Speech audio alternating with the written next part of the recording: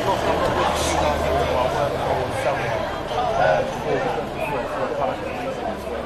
So I don't freelancing because I can't afford the Good afternoon, all. My name is Wendell Daniel and welcome to StreetMic, and we're coming to you live.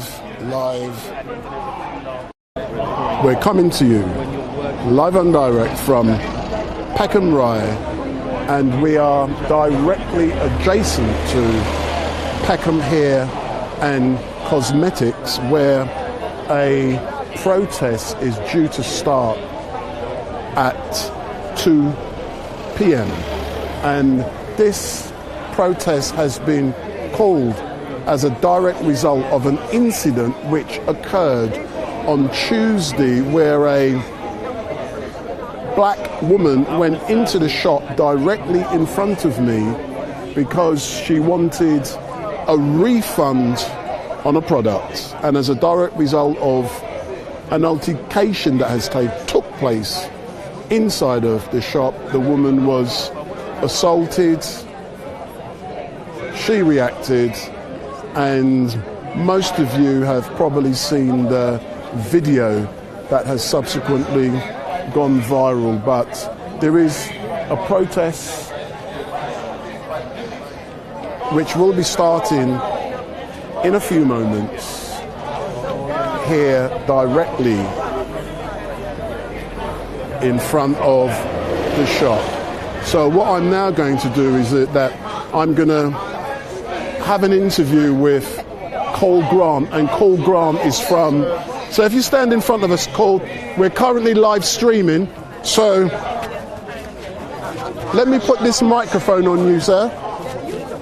So this is Cole Grant from the Campaign for Truth and Justice, and Cole is well known here in Peckham because this is his backyard. This is where this is my front yard. This is your front yard? Yeah. So you know the location well?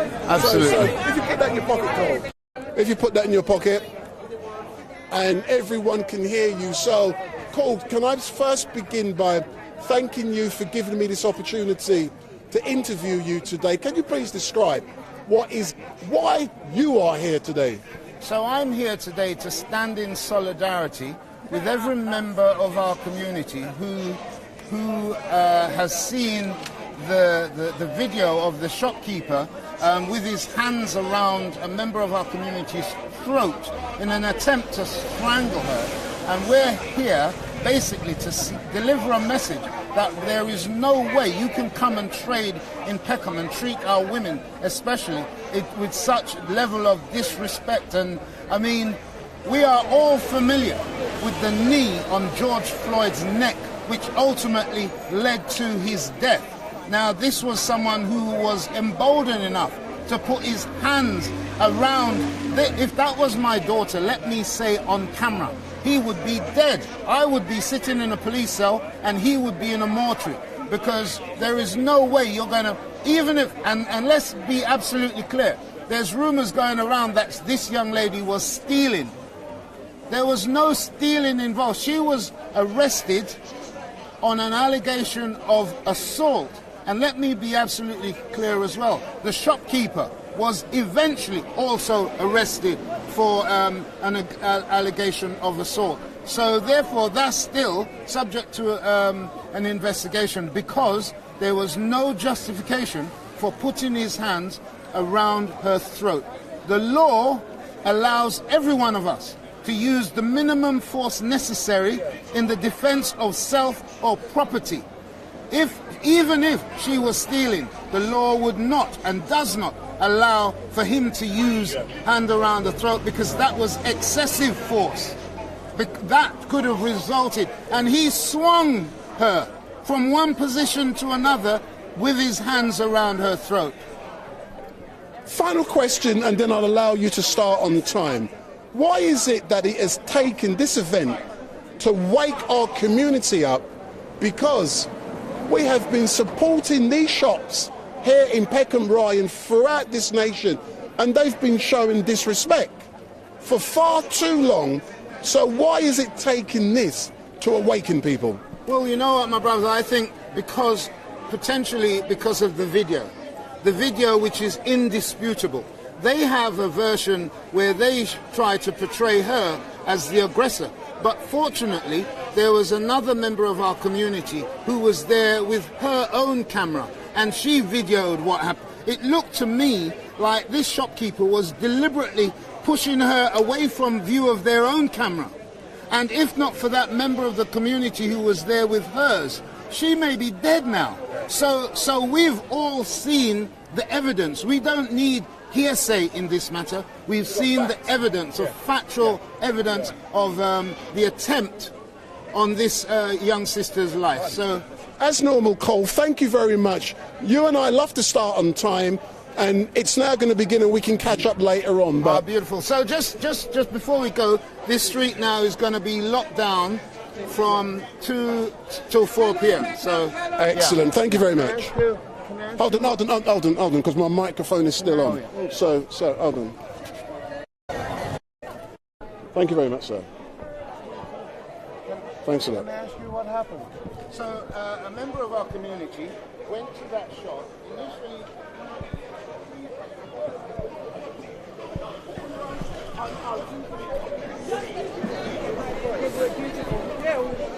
So we're now directly in front of the shop, and a platform has been set up where speeches will be made. But just like Cole Grant has said, this road is going to be locked down so that traffic cannot come up and down and potentially cause a problem for those people who will be down here voicing their concerns. But this is a very important event here down in Peckham. The last important event of a similar kind was when Sasha Johnson was shot just down the road in Concert Road, which is only 5 minutes walk away from this location. But it has taken this event to wake the community up. And like we have heard, for far too long, the many shopkeepers in this location have been showing disrespect to the black community, and the black community are not standing for the crap anymore because we can use our own shops. We don't have to go into these shops and people abuse us. That ain't going to happen.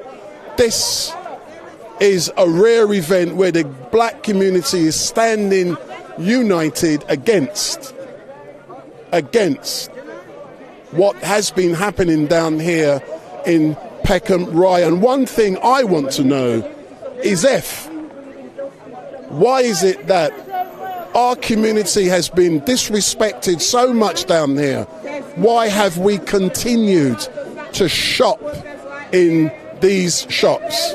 So it's about time we stop and go into our own shops and support our own community.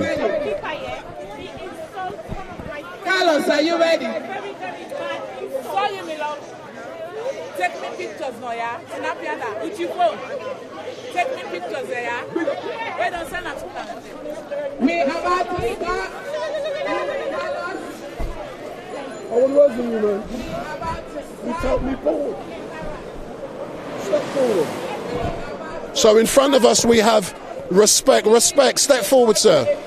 So good afternoon. So why are you down here today, sir? Now, I'm literally going to mentor one of the youth I'm mentoring. I come from Bermondsey.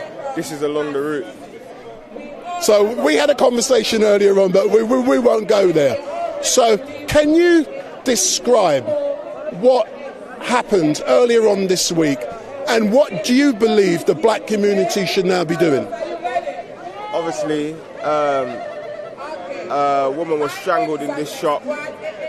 The woman hasn't told her story yet, so a lot of people are speculating on what happened in the beginning. We don't know what happened in the beginning. No one knows what happened in the beginning. Yeah. All we know is that it's unacceptable for any police, security or manager of any shop to use strangulation as a form of detaining someone. That's all we know, yeah?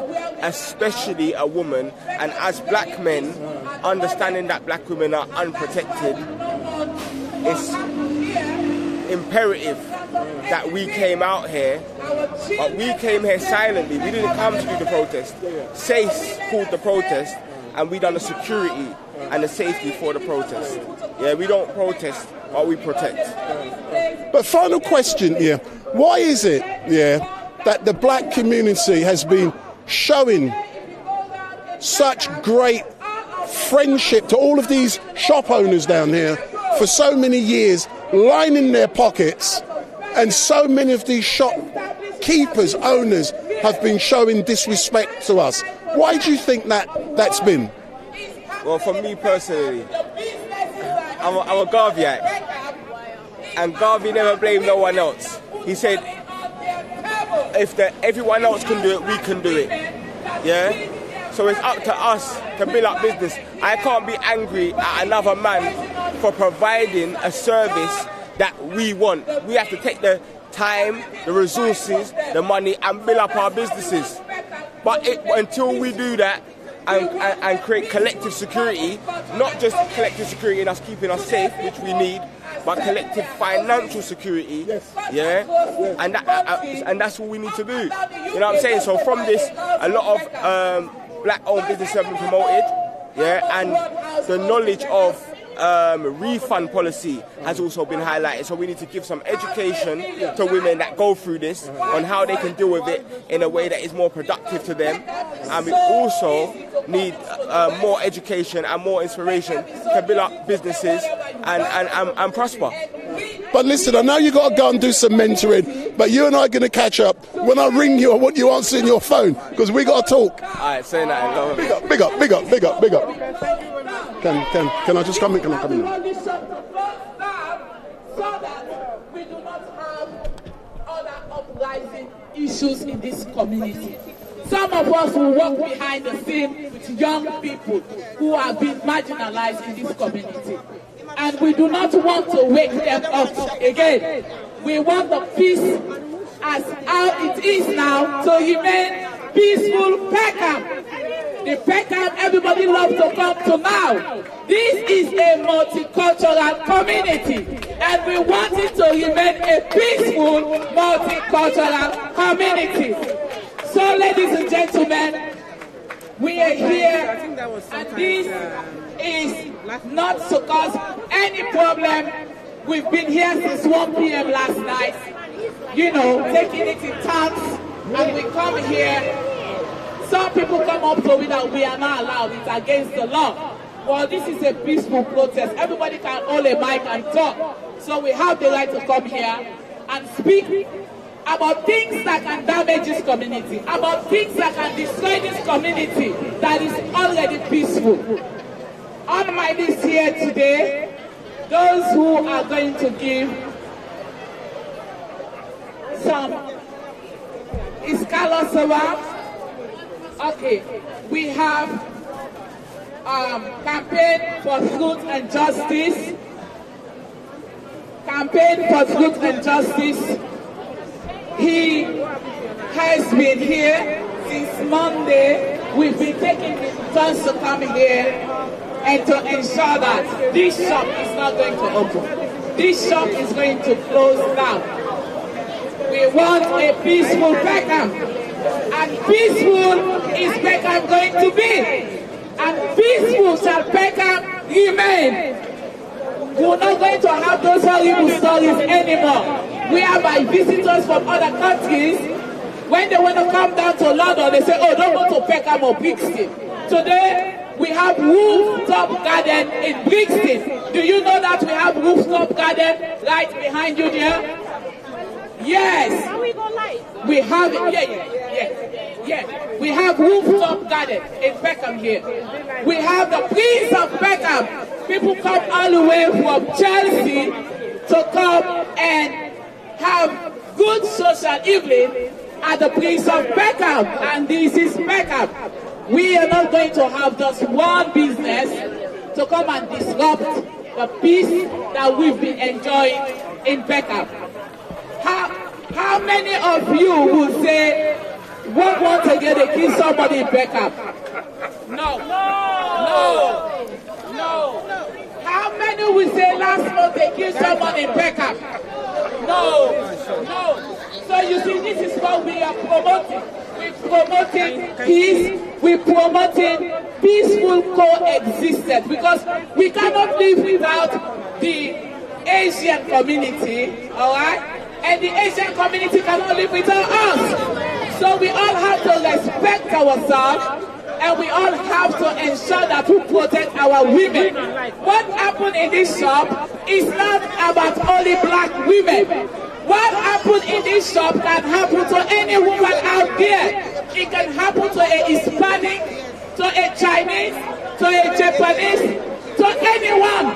So it doesn't mean because it happened to a black sister, we can just say, oh, we are all going to mind our business. We're not minding our business, because this is domestic abuse. And if you are a woman or a man, you should be standing up against domestic abuse.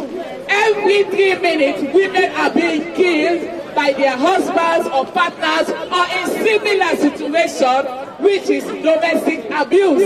Nobody has the right to lay their hands on any woman, even if it's your daughter. You don't have the right. That's why we have the police. You call the police will sort things out. Peckham will remain peaceful. Peckham, we have children from this Peckham community who are doctors, who are lawyers, but this news, they don't feature them on the main news. They will only feature negative things that is coming from Peckham or Brixton. And as a community journalist, we are not having that. We are going to tell our stories by ourselves. We're going to promote what is right in this community. We have so many young people that are doing great in business-wise in different areas. We have a young girl from the Sierra Leone community. She is studying at Cambridge University at the moment, and she was awarded the Future Leadership Award. These are the type of news we want for Peckham. Can I ask you a question? Yeah. I've lived in Peckham for the last 25 years, and to me it was multicultural. Everyone got on. We went out, we drank, we had fun. I've been to African Caribbean parties. Why is it done so wrong now? Well, that is why we are here. Why it's gone so wrong? It's because some people don't know how to control their emotions. That's why I'm saying this is an isolated incident here that happened. Because all of the other shops here, you know, they haven't done what this shop did. So it would not be nice for us as black community to just love what's happened here on all of the businesses here. That would be so unfair on the businesses here, because it's not them that committed this. The only one that committed this is this right here. So he is the one that needs to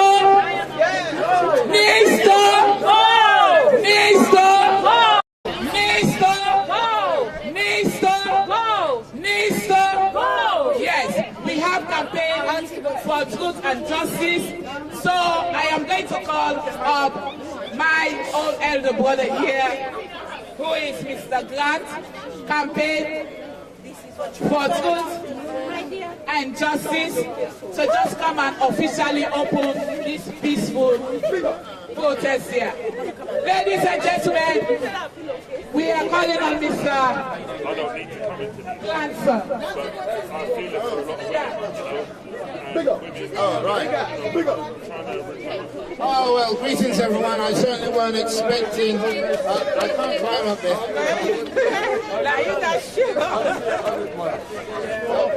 My safety guaranteed up here. Right. Well, the reality is, I don't know, there are some people who are asking what happened here, what took place. The fact is that a member of our community went to this store. I believe she was seeking a refund from items which she had purchased. Now, for some reason, they refused to give a refund or exchange. So what she did, what it appears she did, is that the items which she had paid for, she left those in the store and had taken items to the value of what she had purchased and attempted to leave the store. Now, what the video from this shop shows is that as she walked towards the door, the shopkeeper tried to retain her in the shop. And he pushed her, and then the first time or second time he pushed her, it was a hand both to the face and throat when he pushed her. And that's when she responded by striking back at him. Eventually, he pushed her back into the store and out of the view of the cameras in the shop. Unfortunately for him, there was a member of our community, a young 18-year-old sister, who was there filming. And it is when he saw that she was filming that he eventually let go. But what that video shows is that he used his hands around her throat to swing her from one position to the next and was pushing her forward in that assault. And that, I'm afraid, even in law, there is no law in this country which allows anyone to use excessive force. The law does allow to use the minimum force necessary in the defense of property or person. However, hands around the throat for an item alleged to be stolen is not, that was excessive force. I am happy to say that although initially we were very upset that she'd been arrested and the shopkeeper hadn't been arrested, I understand from the officer on duty today that he also was arrested. So at the moment they are both pending further investigation.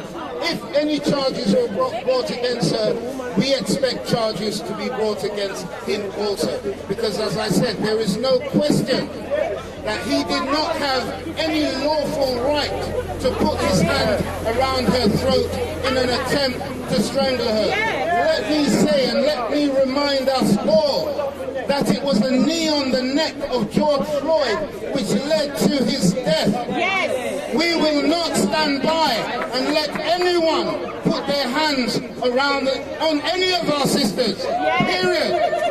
If I can say publicly, on camera, I have 3 daughters, and had that been one of my daughters, either he would be dead and I would be sitting in a police cell right now. Because any man, especially, look, 99% of their business is reliant on the black community, and especially our sisters. You should be laying out the damn red carpet when we come into your stores. How are we going to move on from this? Well, today we're just beginning. This is just the beginning, because today we're sending a message to every single retailer on this street that if this should happen again, the same thing, this store, as far as we're concerned, will never reopen as Peckham Hair Cosmetics. This is going to be shut permanently. Yeah? So today, the message to all other retailers on this street, especially the Asian retailers, we will, no way are we having it. We're not having it, as they say. You know, keep your hands off our sisters. If you want us to continue, and I have to send a message again to our sisters also.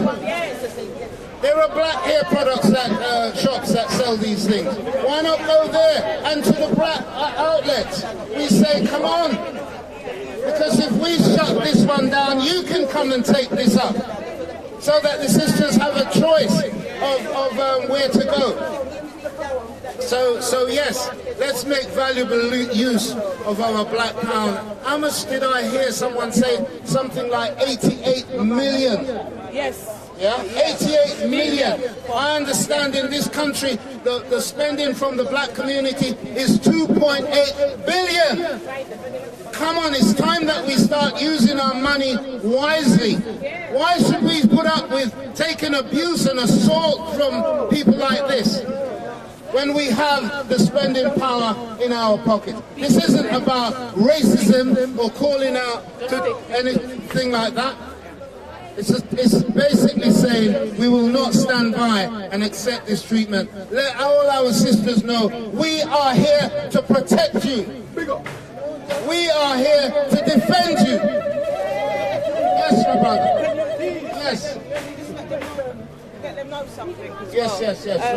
You can I don't want to come. I don't know if I can. Yes, Sister Chants. Okay. So I just want to let everybody know I'm not going to be performing a magic trick on that table over there. Okay. Why not? Right, so when we was here on Wednesday, we have been coming here on a daily basis. We have been making sure there's been a presence here. So what we're trying to, can you hear me now, sis? Yeah. All right. So on Wednesday we've been liaising with the council. So what the community, they want a residents meeting, a community meeting. So what we're doing now, we are taking names and email addresses electronically, so to protect your data as well, so people can't see whose name and so forth. So that's what's going to be happening over there on that table. So if you don't mind to put your details in, if you are interested, you don't have to, but if you are interested, put your details in that device down there, and we'll take it from there. We will notify you when the meeting will take place, the community meeting for Southwark, and it's more about what we want to come out of this, okay? What we want to do moving forward, okay? It's not about, we know we've done the autopsy, okay? So now let's make sure that we do what's going on now, what we want to do going forward. All right? And that's all I've got to say. And by the way, I'm just going to plug us. Galaxy of the Week, we're on there. My name is Sophia, proud last time. I don't want to hear anything. That's enough. The sisters have to stand by. Galaxy of the Week. GalaxyOfTheWeek.net. I'll come to you, my sister. All right. Give thanks, and I'll pass you back to Paul. So somebody help me down there. Thank you. Please don't forget to go and just sign in there, because from here, we're not just going to do the talking. We want something to be done, and we demand a community meeting. So please go and sign over there. I just want to say one last thing before I get down off there. We've arranged and agreed with the police to have this street shut down from 2 till 4. So if we gather in the road so that they stick to their their pledge or their promise, so when they let the last buses through, we will occupy the road. We want to send a resounding message, and that includes shutting down this lane for a couple of hours. So we welcome your cooperation with that. Thank you so much. Thank you. Thank you. So we have a sister that was there when the incident happened on that day. So she is going to come up here. After that, we have a sister that's going to sing a song. You know, songs unite us. Like I said, as a journalist in this community is thriving, and we are a multicultural community. We want to remain a multicultural community. However, what happened here is domestic abuse and is a violence against women. Despite she's a black, or if even she was a Caucasian, we would still have been here today to say no to violence against women. So sister, you can come on. So can we send people into the road rather than, because we're blocking the footway and preventing. So if we just use the road. You can use the road now. Hi everybody. After this one. Yeah, I'm a preacher, but I'm not preaching today. I was passing here where I'm the person who take this thing and put it on Facebook. Huh? Yeah, I was coming down here today when it happened. And I heard the scream. And I took out my phone, because whenever the police knelt in my little girl's neck, and now I don't get no justice. I nearly killed her. So whenever I see anything like that, I step out. So I took out my phone and stepped in. She bought something from in there. From in here. 1 minute. Yes. Hello, please. This is the eyewitness that was here when it happened. She's the one that did the video and posted it up on social media. So please, take out your phones and record her own, what happened here, yeah? Her own side of the story, because we have different narratives going on social media that our sister came here to steal, which is a lie. So she is an eyewitness that is going to tell her story, and she is the one that sent that viral video on social media. Sister. Everything is on my phone right there, because I taped it. What did you and see? I'm prepared, it's on the phone, I'm prepared to stand in court for this girl. What did you see? She came, let me talk. She bought something from the shop, and it wasn't what, I don't know what happened to it, I can't tell you, but she took it back. She asked the man to take it, and he said it's a no refund policy. She decided that, you know, sometimes our young people can get aggressive. She said, I'm going to take something then. So she took something in her hand and decided to come out with it. Because if the thing, there is no trading standard here. Yes. They wrap up rubbish and sell you. And when you go home, it looks so bad, you have to go throw it away. And they said they're not taking it back. So I can't blame her. She was about to take something, and they went into a conflict. That man grabbed her in her throat, man. You would not believe, and it's a little girl, she's small. You would not believe that that man could handle a little black girl like that. And she came out, and she stood there, and she was angry. Two white girls were standing there, a group of people began to gather. So she began to explain what happened, and she stood there. She called the police. She called the police. The police came, and when the police came, they asked her what happened, and she was explaining, but the two white girls were explaining as well. That is on my phone. Because maybe they wouldn't listen to her, but they would listen to the two white girls. And I'm taping all of these.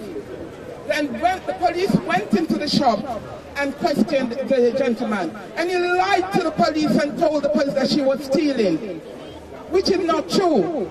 So when she came out and she was getting aggressive, and I said, calm down. If you heard the voice saying, calm down, it's me. And what was I saying now? The police. Yes, The police came. the police, they were going on until I saw them take out the handcuff. I said, what you doing with that? They said, she's under arrest. I said, for what? She said, they said, I said, well, I'm coming with her because she did nothing wrong. What did she do wrong? They said she's under arrest.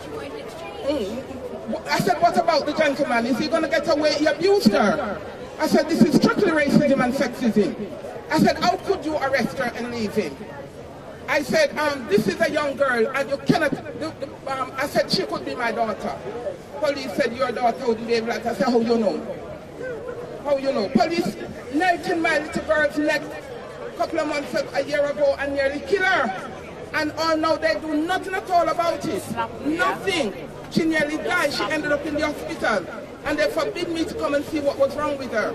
And my little girl is left anxious. If she see a police, she begins to think something's going to happen to her. And they did it to her when she was 17, and they got away with it. You see? Sorry. So that young girl did nothing. She did nothing except, of course she was aggressive. But it's common amongst young people. She was aggressive when they decided to arrest her. But they did not want to take back the stuff, and she decided to take something for it. That's what happened. And the man abused her. And I'm prepared to go into court with her. Well done, well done, well done. Thank you so much. Thank you, thank you, thank you, thank you. So you see, I just hope that we film this particular narrative. Can I say well done for what you did, and I would like to interview you at some time today. And she never came in here to see. Thanks a lot. She came in here for a reform. We all know cost of living. Cost of living is biting all of you're poor, you're black, you're white, whoever you are, you're yellow, you're green, cost of living is banging on our doors. So if he controls his emotions, he would have looked at him now, all right then, well, let me give you back your money because I have other customers to attend to. But what he did here, this shows that this particular individual, he is a wife beater, a woman beater. He cannot control his emotions. Like I stated earlier on, as a community journalist, Peckham is one of the most beautiful communities you can live in. You can live in Peckham and you can get anything that you want if you're from Sierra Leone, Ghana, Jamaica, wherever we are from. Alright? This is a multicultural community that is thriving. We are very peaceful in Peckham at the moment and we want to remain peaceful. But this shop needs to go.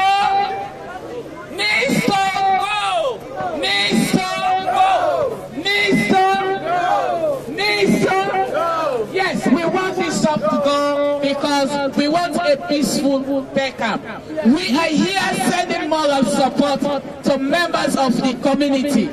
It is so unfair on other businesses around because it's not every Asian that is racist. The same way you have black people that fight among themselves is the same way you will have an Asian person fight among themselves. But in this community, I cannot emphasize this enough.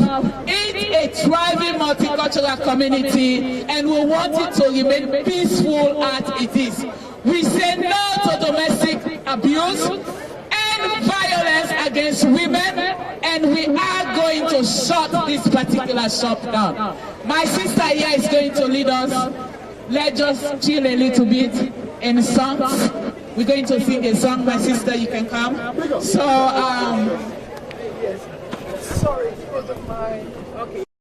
So for those of you who are watching, my name is Wendell Daniel and welcome to StreetMic, and we're coming to you live and direct from outside of Peckham Hair and Cosmetics. And if this is the first time you've seen StreetMic, don't forget to hit that subscribe button. If this is the first time you've seen StreetMic, hit that subscribe button. The silence is violence. We need to protect our youth. We need to protect our women, our black women. I want you to sing with me. We who believe in justice shall not rest. We who believe in justice shall not rest. We who believe in freedom shall not rest. We who believe in freedom shall not rest.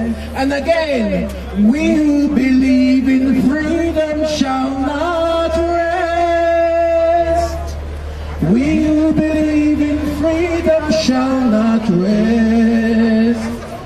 We who believe in justice shall not rest. We who believe in justice shall not rest. The shop is already gone. It is gone. Just manifested. It is already gone. It is gone. Greetings, friends and frenemy, because we always know who are turning up. Friends and frenemy, we greet you. Yesterday when I was here with Sister Agnes, I couldn't believe when someone came up to us, two different men. One saying that they're harassing us, one saying that, what? It was illegal what we're doing, to put these signs up. Wrong. Saying it's illegal for us to put these signs up. No, we must protest. We have to remember what happened to our ancestors, what they did for us, all they've gone through. And we must remember that we have to think about our youths. We must ensure this shop must shut. We must show the benefit of the black pound. We have black pound and we are powerful. Our noses are wide. Repeat after me. Our noses are wide. Our noses are wide. Our lips are thick. Our hair is natty. Our hair is cornrow. Our hair is plaits. Our hair is twists. Our hair is sister dots. We are beautiful. You are beautiful. We are all beautiful. And now I want to show you the poem that I put up there yesterday. Touch one, touch all. Make sure you don't fall. Hands off the women. Hands off we black women. And our youths too. Get your hands off our knees. And get your hands off our neck. Get your knees off our neck. Already I'm speaking in. What? Peckham Hair Cosmetics is shut. We know where you they are. And we're not gonna come and patronize you again. Remember, touch one, touch all, brethren. Thank you so much. We are going to have an open mic. If you want to say something, but please, while we're here to demonstrate against what happened, particularly in this shop. The violence that happened against our sister, it could have happened to anyone. That's why we're here. We are a beautiful multicultural community, and we want to maintain the peace that Peckham is enjoying. Peckham is growing, Peckham is developing. We see beautiful council houses. The local authorities building beautiful houses down the road, rehousing people. We have people coming from Peckham. They are doctors, lawyers, you know, they are engineers, they are pilots. It's not like before when people will say, oh, you don't go to Peckham. They will thief up your phone. What type of nonsense is that? We don't do that anymore here, all right? Peckham is the best town to live. Peckham is the best space to run your business. Peckham is the best place you can come and hang out on a weekend. Like I said earlier on, the way how expensive the houses in Peckham are at the moment, it's unimaginable. People are traveling all around, up and down the UK, just to buy houses in Peckham. And those who are saying they cannot afford to live in Peckham because they cannot live in Peckham. But for some of us who are living in Peckham, we want to maintain peace. And we want to maintain integrity, respect for our black women in particular. Every now and then, another Sierra Leone sister walked up to me yesterday and said, Agnes, I went over to this particular shop and they thought I have stolen something and they start attacking her. She had to call her sons to come and rescue her. When you see something like this is going on, just like what our sister did, we all have our smartphones. Abuse and violence against any persons, whether you're a man or a woman, is unacceptable, and we must not stand for it. And this community is not standing for it. Ladies and gentlemen, if anybody wants to have 2 minutes, we have open mic session here. Let's maintain the peace. Police is here ensuring that everyone is safe. Thank you. Well, I've only got a few words to say. If I had my own way, I would shut that, or I would stop buying from every single shop here, because they all treat us the same way. This is just one of the incidents that we've seen on live TV. There's many that's happened in Brixton, where they take the girls at the back of the shop, they beat them, I don't know what else they do to them, and then they let them go. So if this lady wasn't here to take a video of what happened here, we would be hearing a different story. So if it was me, I would shut down from buying from these shops. If you go to Asda, if you go to Lidl, if you can get everything you want to buy. They sell yam. If you want green banana, go into Morrison, you get green banana. These shops need to be taught a lesson. They take us for granted. They want our money, but if you notice, they don't touch your hand when they're giving you your change. They snatch the money out of your hand. They drop it in your hand. That's what they think of you. Right? I'm coming back from the Black Power movement, and I'm not ashamed to say it. I'm just sorry that it didn't go further. And these Indians, we put them where they are. They should be grateful for us because we are the only nation that buy from them. One more thing before I go. This lady was saying about the black. We black people about our hair and so forth. If you should look in the sunlight and look down on your lashes, it's got the colors of the rainbow. Thank you, thank you, thank you. So, let me just re-echo again what happened here, as we have an eyewitness that came up here, in case you are just joining this protest. So, the sister came here last Monday. She bought some stuff here, and she brought this here to have a refund. And the shop policy is no refund. But we all know how cost of living is biting all of us. So, argument ensued, and we all saw the video. The narrative whereby people are trying to change the narrative that all black women, majority of them, when they come here, they steal from this shop. That is not true. And it's not every black woman that steals from Asian community shops. We have other women from different backgrounds that does do things here and there. Black women have worked very hard in this community to make sure this community is peaceful, and it is. And we want to maintain the peace that Peckham have at the moment. We have a very beautiful multicultural community. We cannot live without the South Asians or the Asian community. The Asian community cannot live without us. So we are intertwined.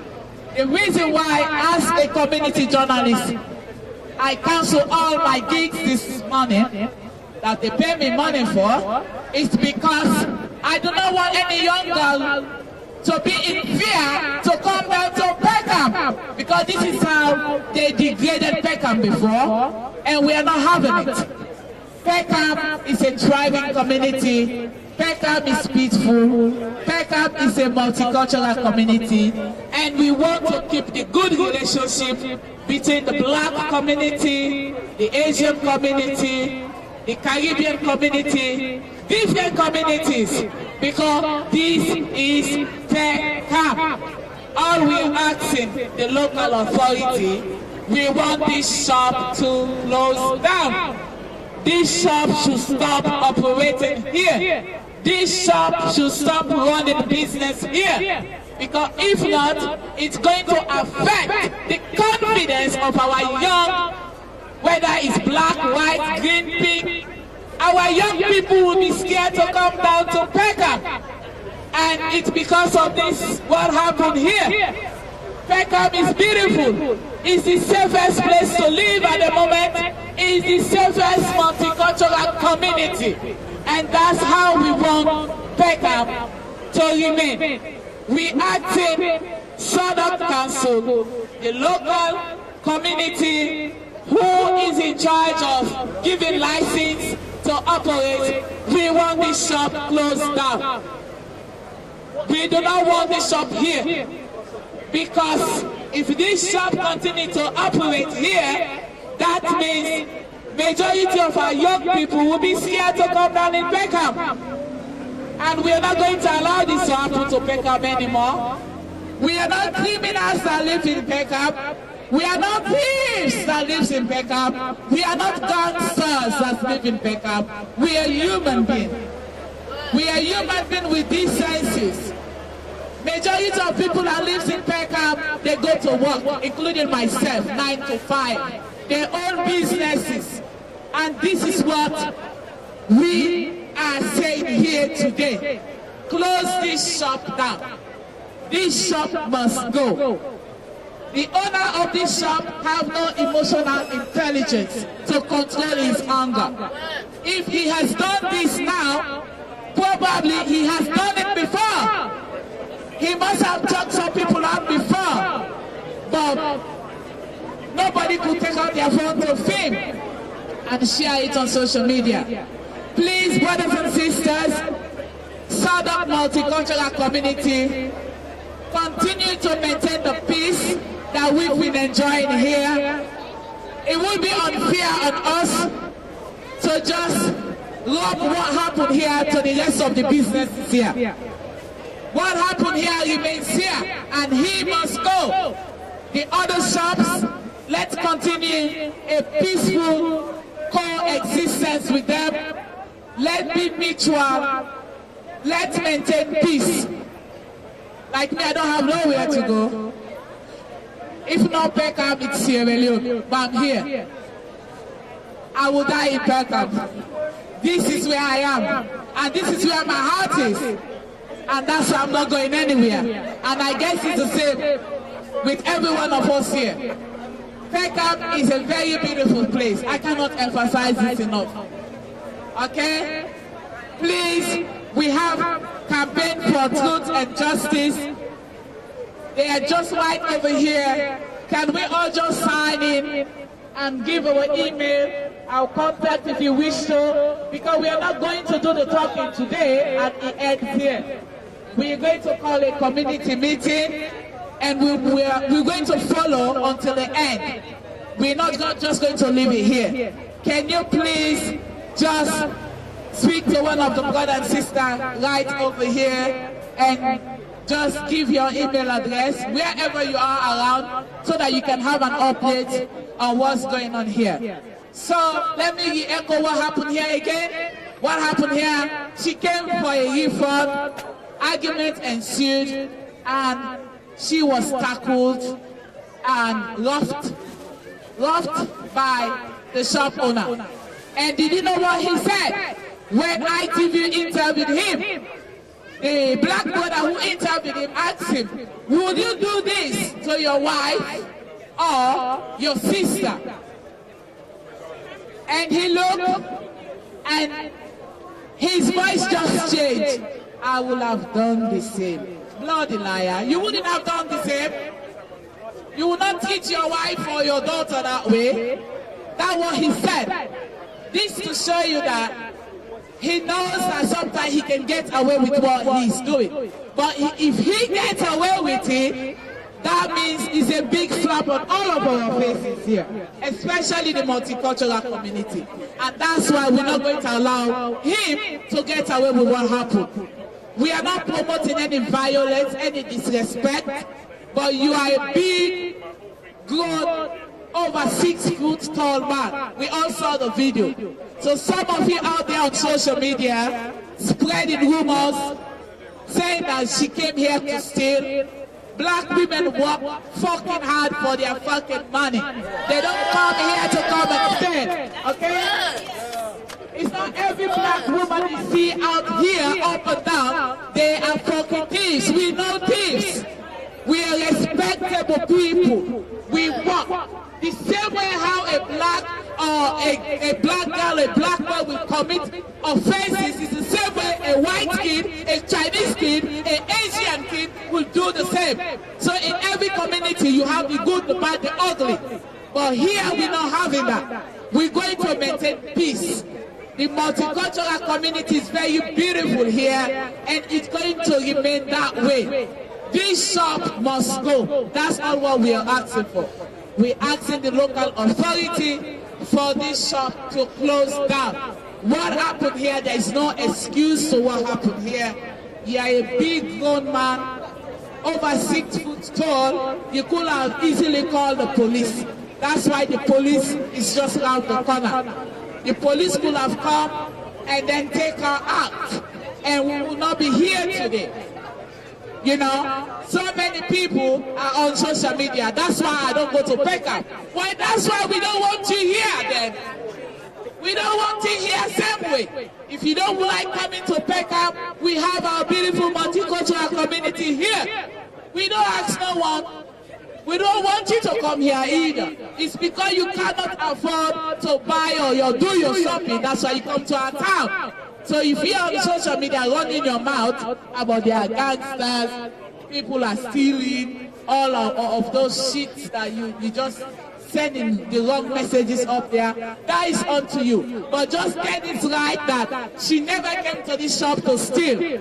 She came to this shop for a refund. Can you please go over to Campaign for Justice? Please, Campaign for Truth and Justice, and just register over there so that we can add you onto the mailing list, because we're going to hold a community meeting. We are not just going to end this here. We want to see what happened, because what happened here, this is a domestic violence against women.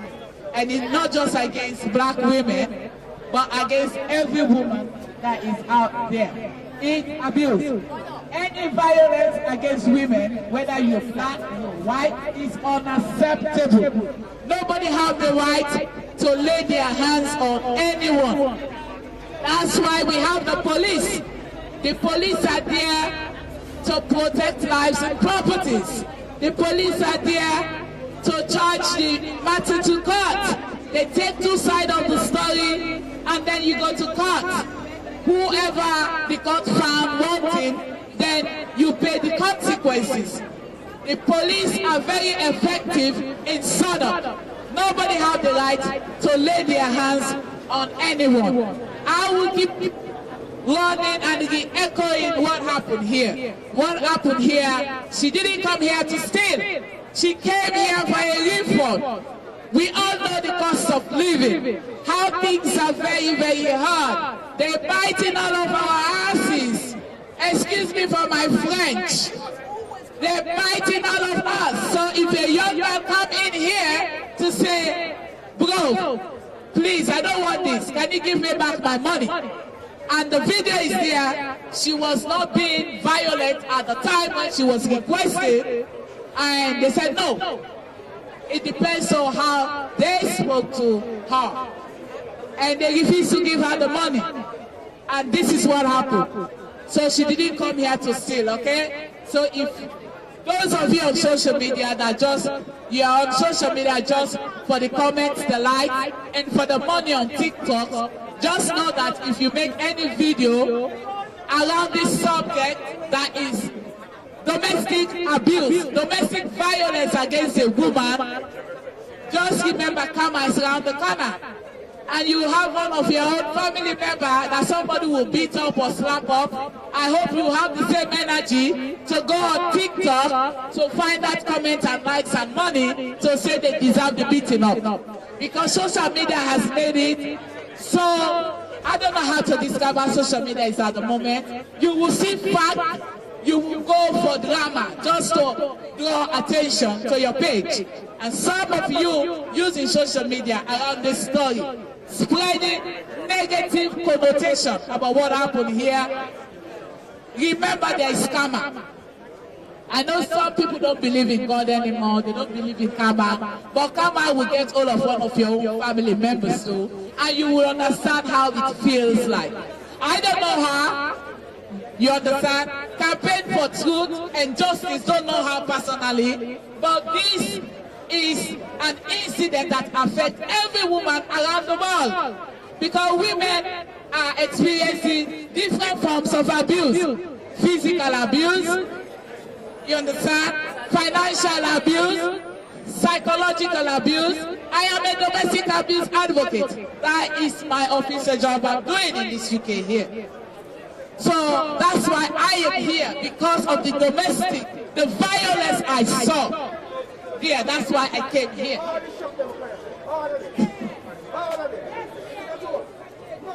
You want to say something?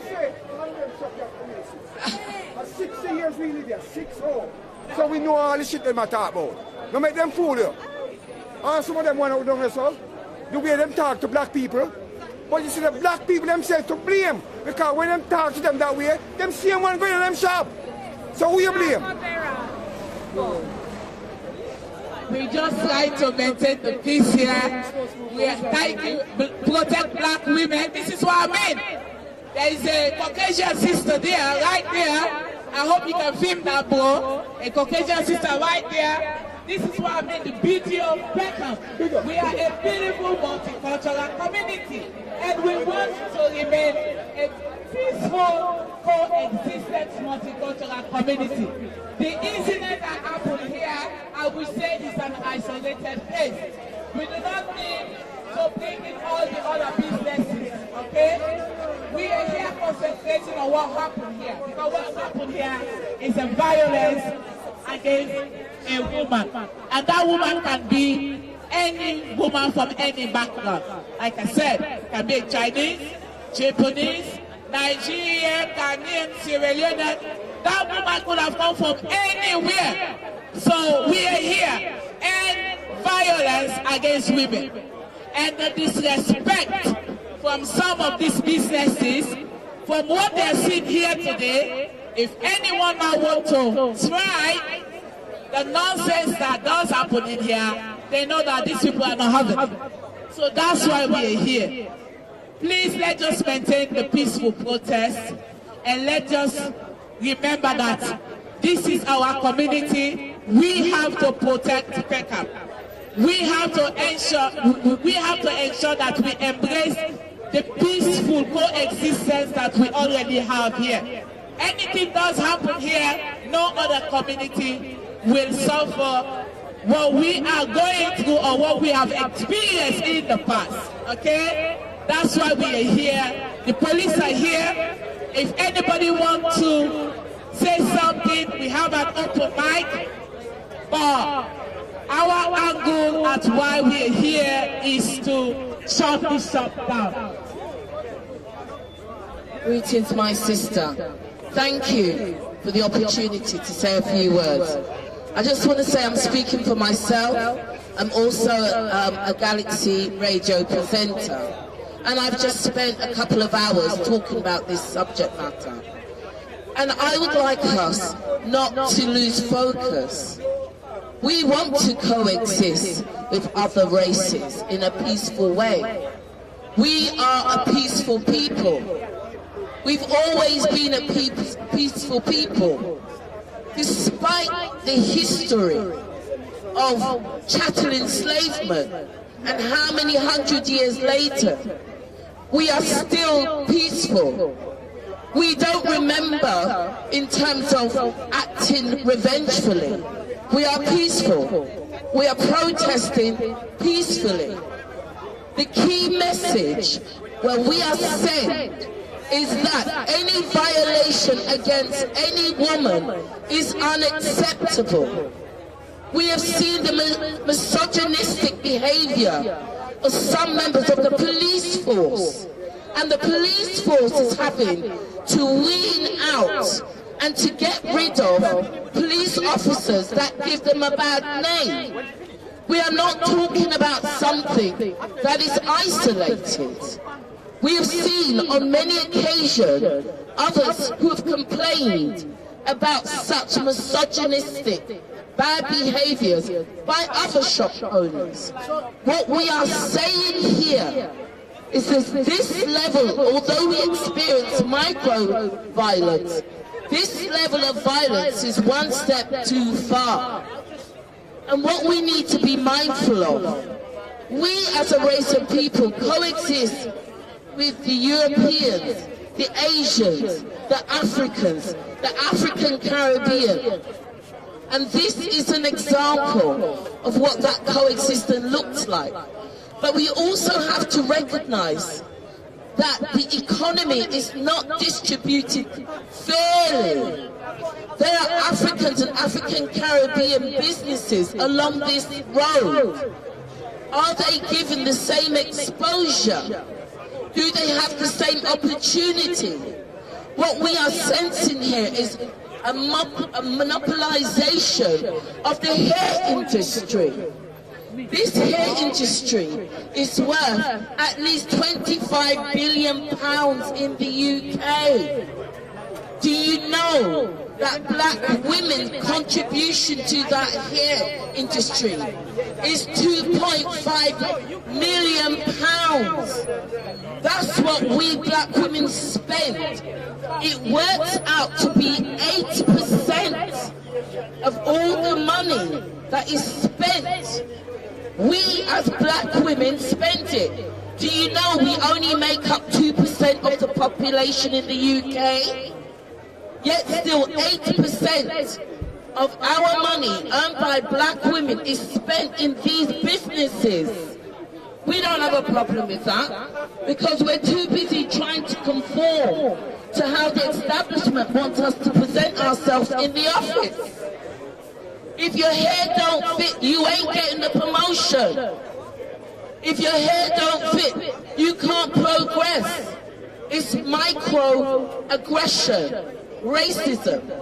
So what do we do in order to conform? Because we haven't got the hour or the 2 hour to strengthen or to press our hair and to do this and to do that. So convenience. We then buy the wigs and the weaves and we straighten the hair with a cream.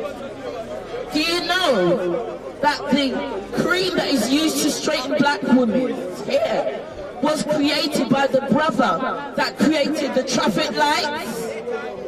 Do you know the biggest hair business that was established first in the US was by a black woman? Do you know that the weaves that you wear on your head are hair that comes from Asia that has been offered as sacrifices by Asian women to their gods? Do you know that how that hair is processed impacts on your body? Do you know the cream in your hair is now being researched to contribute to fibroids? Suffering from mental sickness. Standing here today, you know, I'm not here suffering with fibroids. I'm not here to demonstrate. The cream that is going through your scalp is encouraging cancer of the uterus. I am not saying that you can't spend your money in these shops.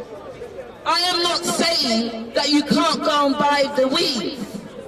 I am not saying that you shouldn't cream your hair. I am not dictating to you where you spend your money. But let's not live in ignorance, black sisters. Let's not live in ignorance. We control how this thing runs. And if black women got up tomorrow in unity, Ubuntu, and decided, you know what, for one whole week, I am not going to spend a dime. Let me tell you this, these businesses would capitulate. And it's not these businesses that we have issues with. It is the council that rent out these property to people that they would prefer to be in these businesses. It's not to us. And the impact of that is that our young people feel frustrated because they are not able to establish businesses for themselves. Let me tell you where you see the most black businesses. When you go to festivals, reggae festivals, and you see all these wonderful black storeholders. They've got clothes, they've got earrings, they've got creams, they've got heroes, they've got shoes. These are all the cottage industries that we as black people are supporting. But they only want to see them at festivals. Why is that? Why aren't these same businesses encouraged to open up shops? Why do Dulwich High Street look different from Peckham or Catford or Lewisham? What is that about?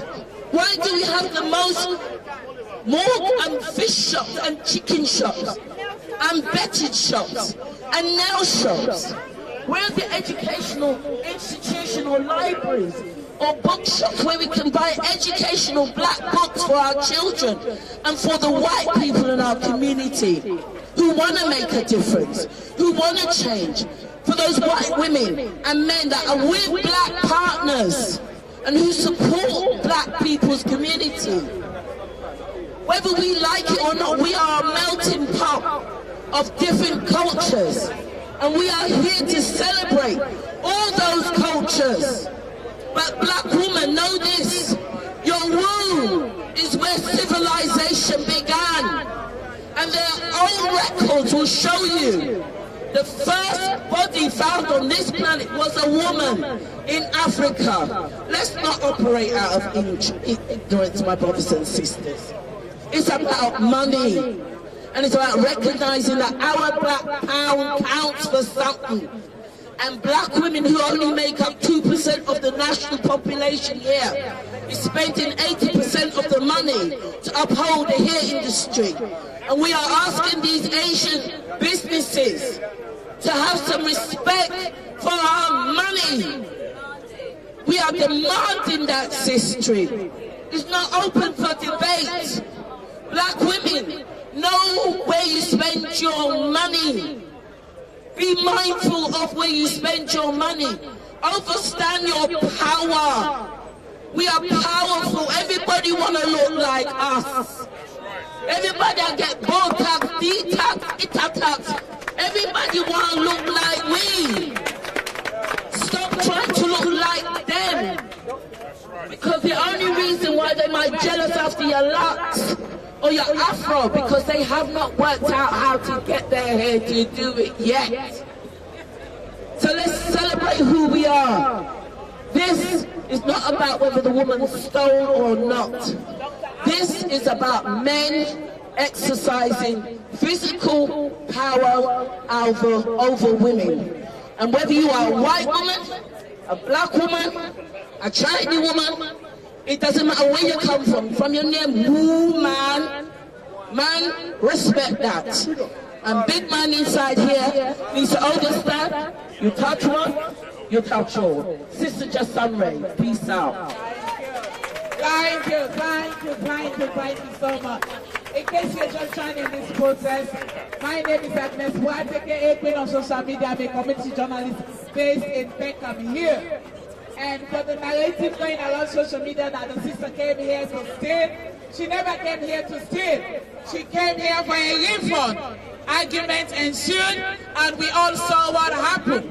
What happened here is violence against a woman, despite her color. It could have been anyone. It could have been a European, South Asian, Caribbean, African. It could have been anyone. But what happened in here is a violence against a woman. And we want to end violence against women. And this shop must close down.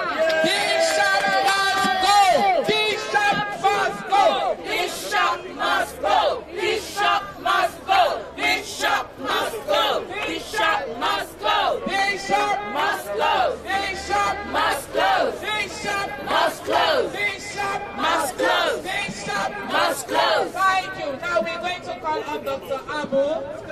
Dr. Abu. Thank you, Dr. Abu. Good on, family. This is a protest. This is a protest. You know, this thing been going on in the black community for a long time. And it's the local authority. The local authority is responsible for all what's going on. You know, I want to send a message to the police and make them know that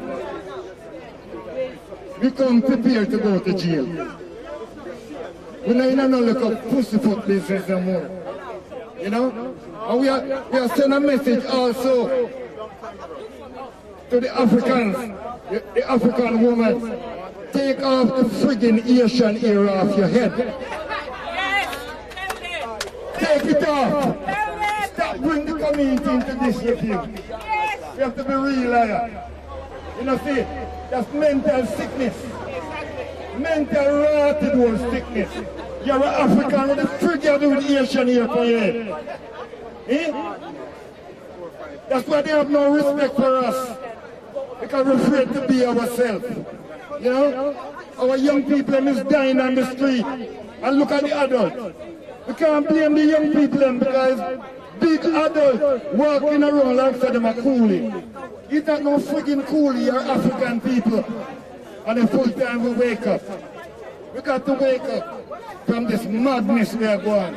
You know, see, this place is not, it's going to remain closed. You understand? It's going to remain closed. You know? And the police have to know. The police have to know that this is a protest. And we're not in a freedom little game with them a play. You know? Because them and the mayor is a con. The mayor of London is a friggin' con. And what they do to African people is the corner shop effect. When they come out of the corner shop, they give it to the Asian man.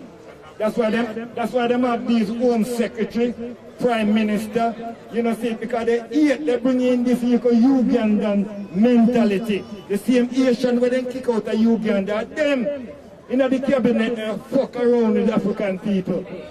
And it's full time we stand up and said enough is enough. But I'm appealing to the African woman. Be yourself and take down damn things off your head. You have children born in this country. Never feel the texture of their mother natural hair. It's a shame. And here we are a protest. I know protest for that. I protest for the behavior. You put your hand on one woman, you put your hand on all of us. Touch one, touch all. Galaxy Radio, the only de-brainwashing station. Go down. Thank you so much. Please, we are signing up here. We have a community meeting coming up. Campaign for truth and justice, just right over here. Just come and just sign in with your email or your phone number, however you wish to be contacted, because we're going to call a community meeting. This is not going to end here. Why we are here is to end violence against women, especially in this community. What happened here is unacceptable. Like I said, Peckham is a multicultural community, and it's a very peaceful multicultural community. We want it to remain so. Many years ago, people couldn't come down here. They're scared to come down here. But now, all the millionaires are buying all of the houses in Peckham. That shows you that Peckham is one of the most beautiful places in the UK, in London, and a very beautiful social place to interact with people from different backgrounds. Next on the list, I am going to call on Mr. Liwezi.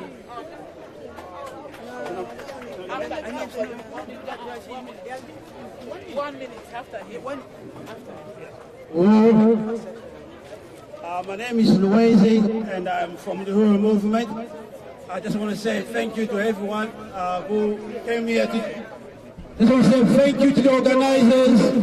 Thank you to everyone who has come today. Everywhere I went to pass my flyers, I heard the word respect. Black people say no one respects us. And it's true. The question is why? The question, we are not respected because we do not have power. We are not respected in Peckham, in London, in England, in the world, wherever we are, because we do not have power.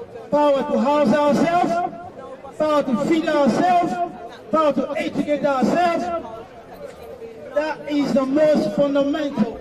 We need to have power over our lives, power over our community. Do you agree with me, brothers and sisters? We need power. And the second thing is, we have the right to resist. We have the right to resist. Black people being here together, protesting for this shop to close down is the right thing to do. I unite with the slogan from the sister, Chant it down. now. Shut it down now. We united with that. And the other thing we want to say is that no community can exist without having an economy. No community can exist without having an economy. Where is our economy? That's the question. But the answer is, we are part of an economy, not for us, but to make everybody rich except the black people ourselves. And this economy we refer to it as colonial economy.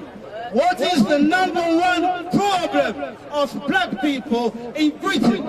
What is the number one problem of black people in the Caribbean? What is the number one problem of black people in Africa? It's colonialism. It means black people who produce wealth every day, not for us. We produce wealth for England, we produce wealth for the US, we produce wealth for everybody except for ourselves. As a result of that, we are poor. As a result of that, anyone who wants to be rich can be rich. Just go to the black community, you can get rich. And the reason we have Southeast Asian shop in the black community is not that we don't know how to make businesses. It's because the British government allowed them to set businesses in our community. The reasons they have business in our community because the black government in Africa allowed them to set businesses in our community. I would start by saying one more thing. There is a discussion going on right now about the police. About the police. Every black person needs to understand the police in our community is not here to solve the problems of black people. The police in our community are not here to solve the problems in our community. They are here to contain the black community. That is the job of the police, is to contain the black community. We are demanding economic development. We are demanding economic development. If there is economic development in the black community, we will not have these shops in our community because the economy of our community will be in our own hands. That's what we need. In Peckham, in London, in the UK, we need a black economic development. Where the money is going to come from? Where the money is going to come from? We say reparations now. We say reparations now. Because the money that our people need is our own money. The money we need to develop the black community is our own money. We have worked for over 600 years. We should be the wealthiest people on planet, but we are not, because our money is in the hands of the British ruling class. Our money is in the hands of like these shops and things like that. So we need reparation. I just say thank you to the organizers. We have to be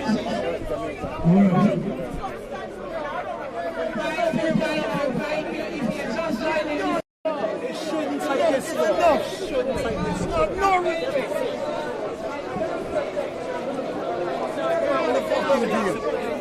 That's it. We're going to have to shut this down. That's what I'm trying to do. So how long? We'll make another phone call. If these things stack up, it's going to be painful for you to have a clear road. Alright? So still got to clear it. So I'm going to no, you know the reality is, if we block the road now, that's what I'm saying. She a punch every time. So if we block the road now, then must they get it through? They're not going in, there's no clearing of the road, you get what I'm saying? Yeah, and this was the problem that I didn't want to have that the delay in getting to the point where we're all happy to a certain degree, do you get what I'm saying? Because that causes frustration and we all have to manage it. Superintendent, when you had the opportunity to avoid this, tell them that they've no radio, that they've got to divert. Go on, come here with me. Carl, can you describe what is now happening? Right now, we've cooperated with the police. I arrived there since 1:30. They said they were going to shut this down from 2 p.m. until 4 p.m. And because the numbers were small, we were cooperating with them initially to say, okay, once the numbers, and they've just been, okay, we're trying to get through to TfL. It's now almost 3:30, and this hasn't been shut down. So this is why right now we've decided, okay, lockdown, no more. You're taking the mick, taking the mickey.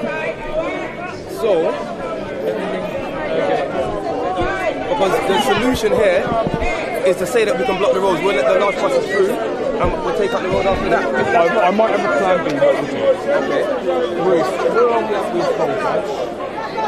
thank you. I'm live streaming. Can you describe what's happening, sir? So right now we had an agreement with the police to block the road from 2 till 4 p.m. Now when we came here, just before 2, they said that that's fine, it's going to happen.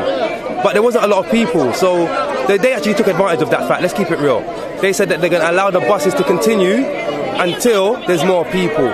But what happened is we said that it's better that you get to the point where you divert traffic because the roads are going to be blocked. So what has happened now is the people have become frustrated because the police are taking their time in blocking the roads. They're not blocking the road here but diverting the traffic. So the people have gathered in the road and now the traffic is blocked. So we're here discussing what the result is. Do you get what I'm saying? What is going to be the result? And we're just waiting, and I think he's just confirmed that we're going to get to do the block. Yeah.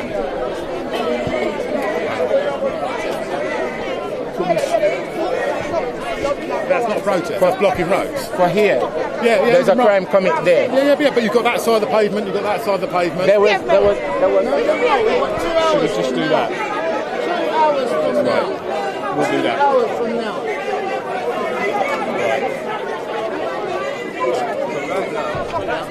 Blocking the road. Yeah, we're just communicating.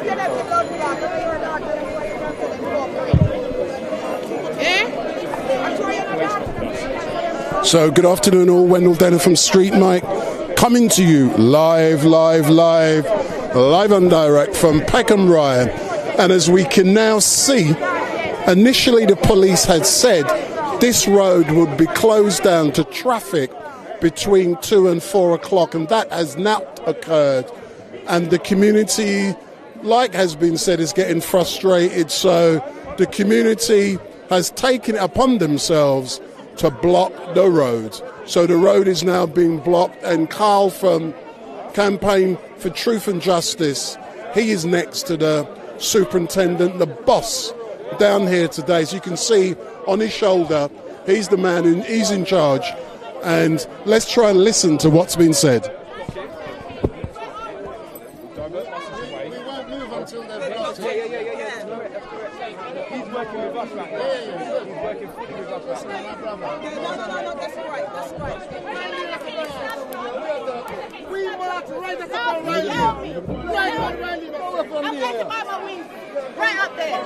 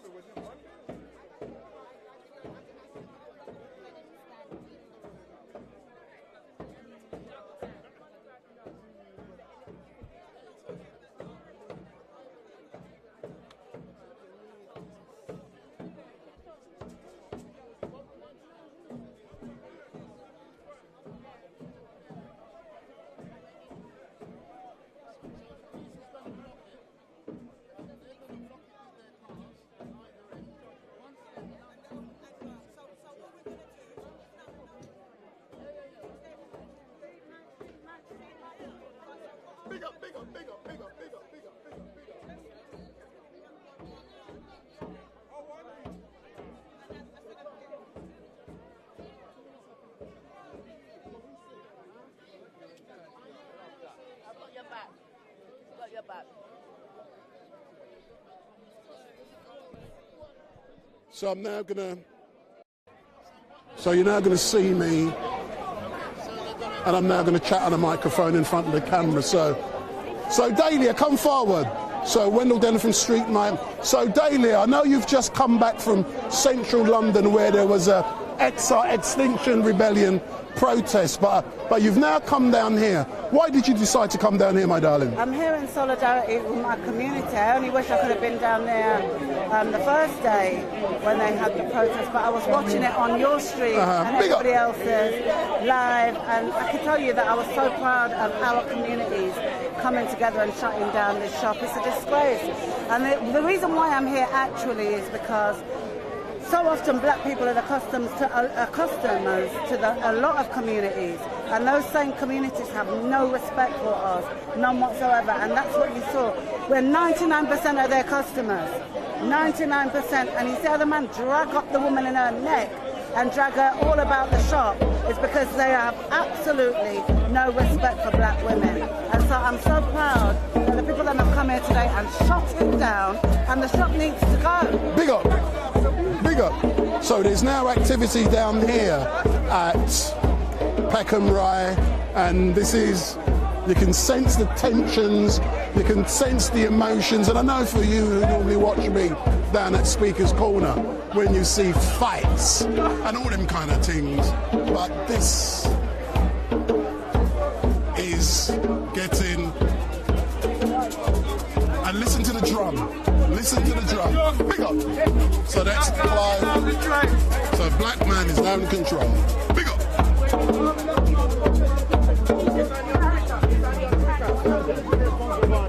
It's on your Twitter. It's on your Twitter.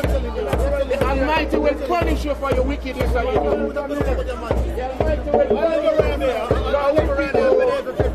You have got the tiger by the tail. He has got the tiger by the tail. This is the one that's been saying that we're riot down here in the green. Who's the guy in the green? I don't know. He's saying that we are against Haitian. I have on Haitian clothes. I have on Haitian. We don't hate Haitian. This is where the problem is. We are concerned about the lynching, the choking.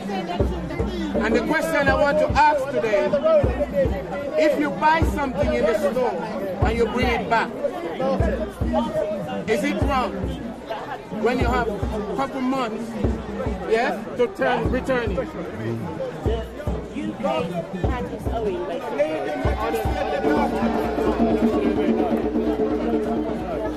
I'm allowed my voice too. I live local. I've been there 15 years. You live local? I don't know what the guy did to the woman. Why did he know? Why is not right? Is there anybody rioting down here? I never said there was rioting. Is anybody looting? No. So you hear it from the horse's mouth? No. There is no looting. He said on his Twitter, there is looting. No, I did not say that. What I said, my friend, tell us what. Was I spoke to business owners around here, and they said looting might be likely. That's what they said. You have a way with words. That's what they said.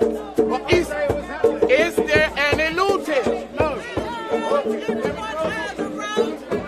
We're going to let these buses through, and after we've let these buses through, we're back in the road to lock it down. So everybody out of the road.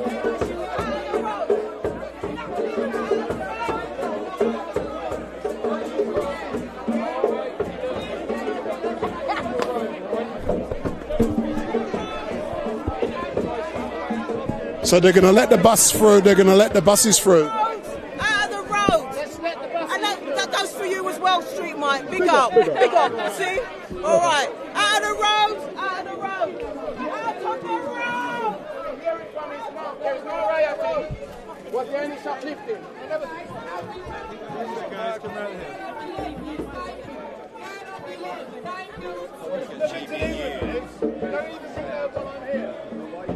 Because I live about 2 minutes away. You're playing divide and rule. You're playing divide and rule. No, I'm not. You are. No, I'm not. I'm saying this is a public space. I live here. I'm allowed my voice too. You're saying that they're trying to push out Asian business, and you yes, know what you're doing. They've admitted that. They said today we want them out. GB News has been promoting a lot of racist. Her words, not mine. it's here. You It's have here. also been our black leaders as well. You've been targeting our black leaders. No, I haven't. Country, yes.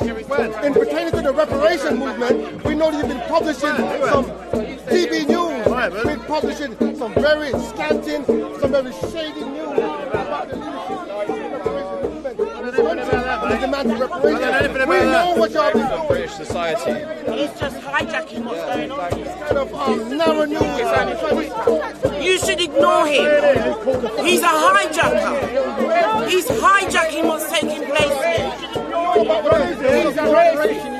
You've been at our leadership. You've been targeting our leadership for a long time. I'm not racist either. I live locally. I'm allowed my voice too. What's happening here is unacceptable. You've been targeting. You've been targeting our leadership. What are you giving him the time? I'm not going to be fronted out. He's been targeting our I'm allowed my voice too. I live locally. I've lived here 15 years. Giving him your time.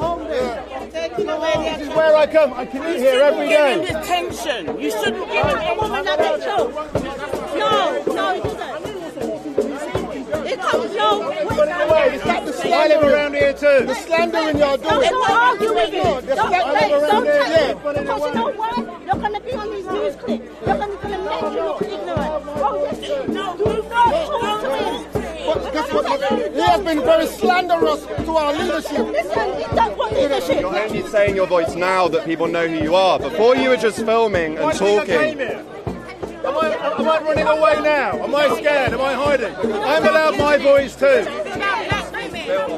I'm allowed my voice too. You think I'm not? You think I'd rather run off home? You're allowed your voice. You're allowed your voice. You're on national television. There we go. Yeah. So he said it on his Twitter. On Twitter he said people should come here at 2 p.m. with signs. And he's been saying that you're trying to push out an Asian business. And it's all very loaded. Today. It's loaded, She said divisive today language. They want the Asians gone. There's a Her reason word. you share a That's what she platform said. with... Why is that?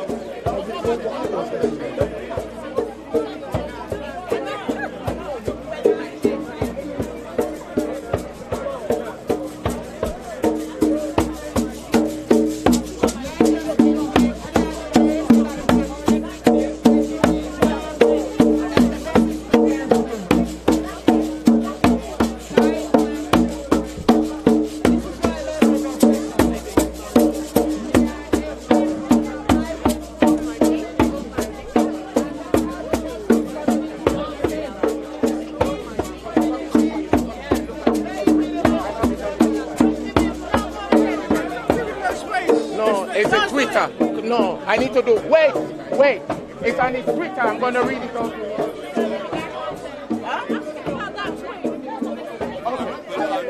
Okay. So on the Twitter, this is what on the Twitter.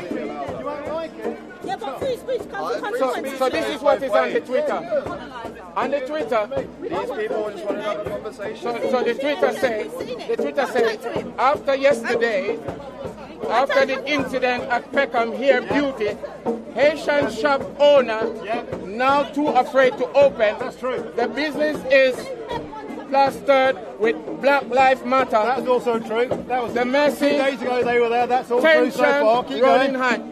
Tensions were running high. Okay, That's all true. let's go and see if we see any Black Lives Matter. They're all gone. They were taken down. No, let's prove it that there's Black Lives Matter. There was no looting. I never said. You said they were looting. No, I did not say that. I did not say that. I said at the time lootings were likely, and I'll tell you how I found that out.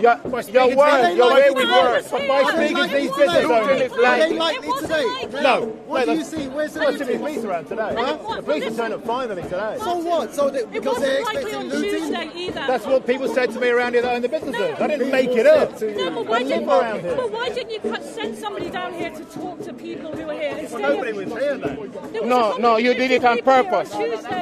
He did it on purpose. You said this on Tuesday, Martin. Come on, I know what game you're playing here. You said this on Tuesday. I was here. I was here. You look and say that attack with him. You know, see?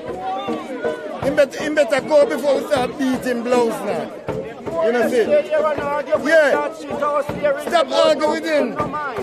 Make him go. No argue with him. Let him sit down. That's these businesses about the refund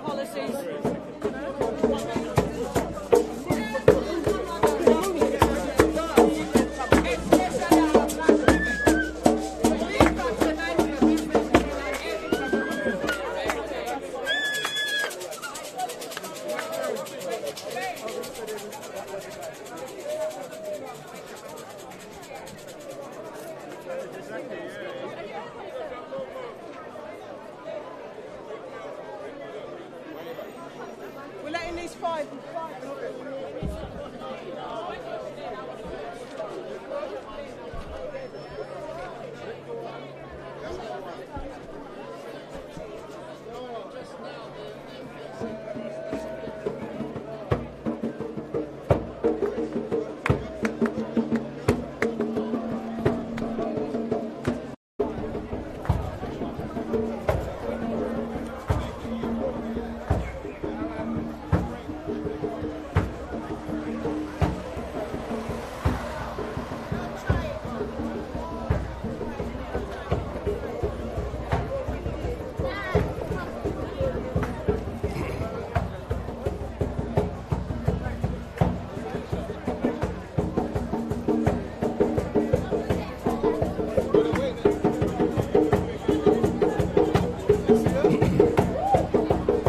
Good afternoon all. You can probably hear that there has been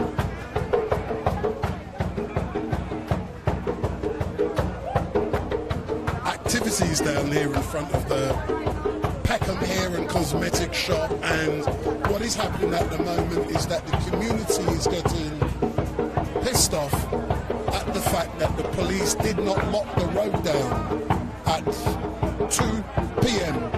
as promised.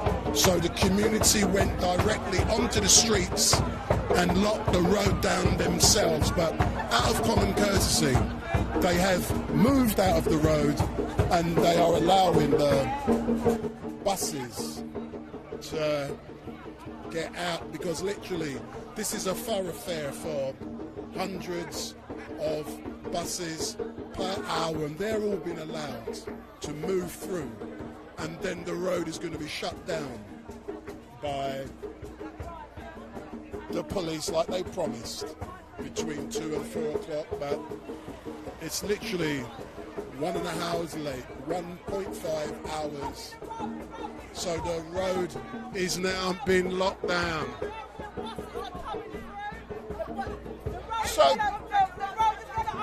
So why has it taken... The road is going to open up at 17:37. 5:37 the road will be open again. So the road is closed, it's locked down now. So I don't want you to go anywhere yet. Why has it taken the police 1 hour, 37 minutes to lock down this road when they said initially it was going to be at 2 o'clock?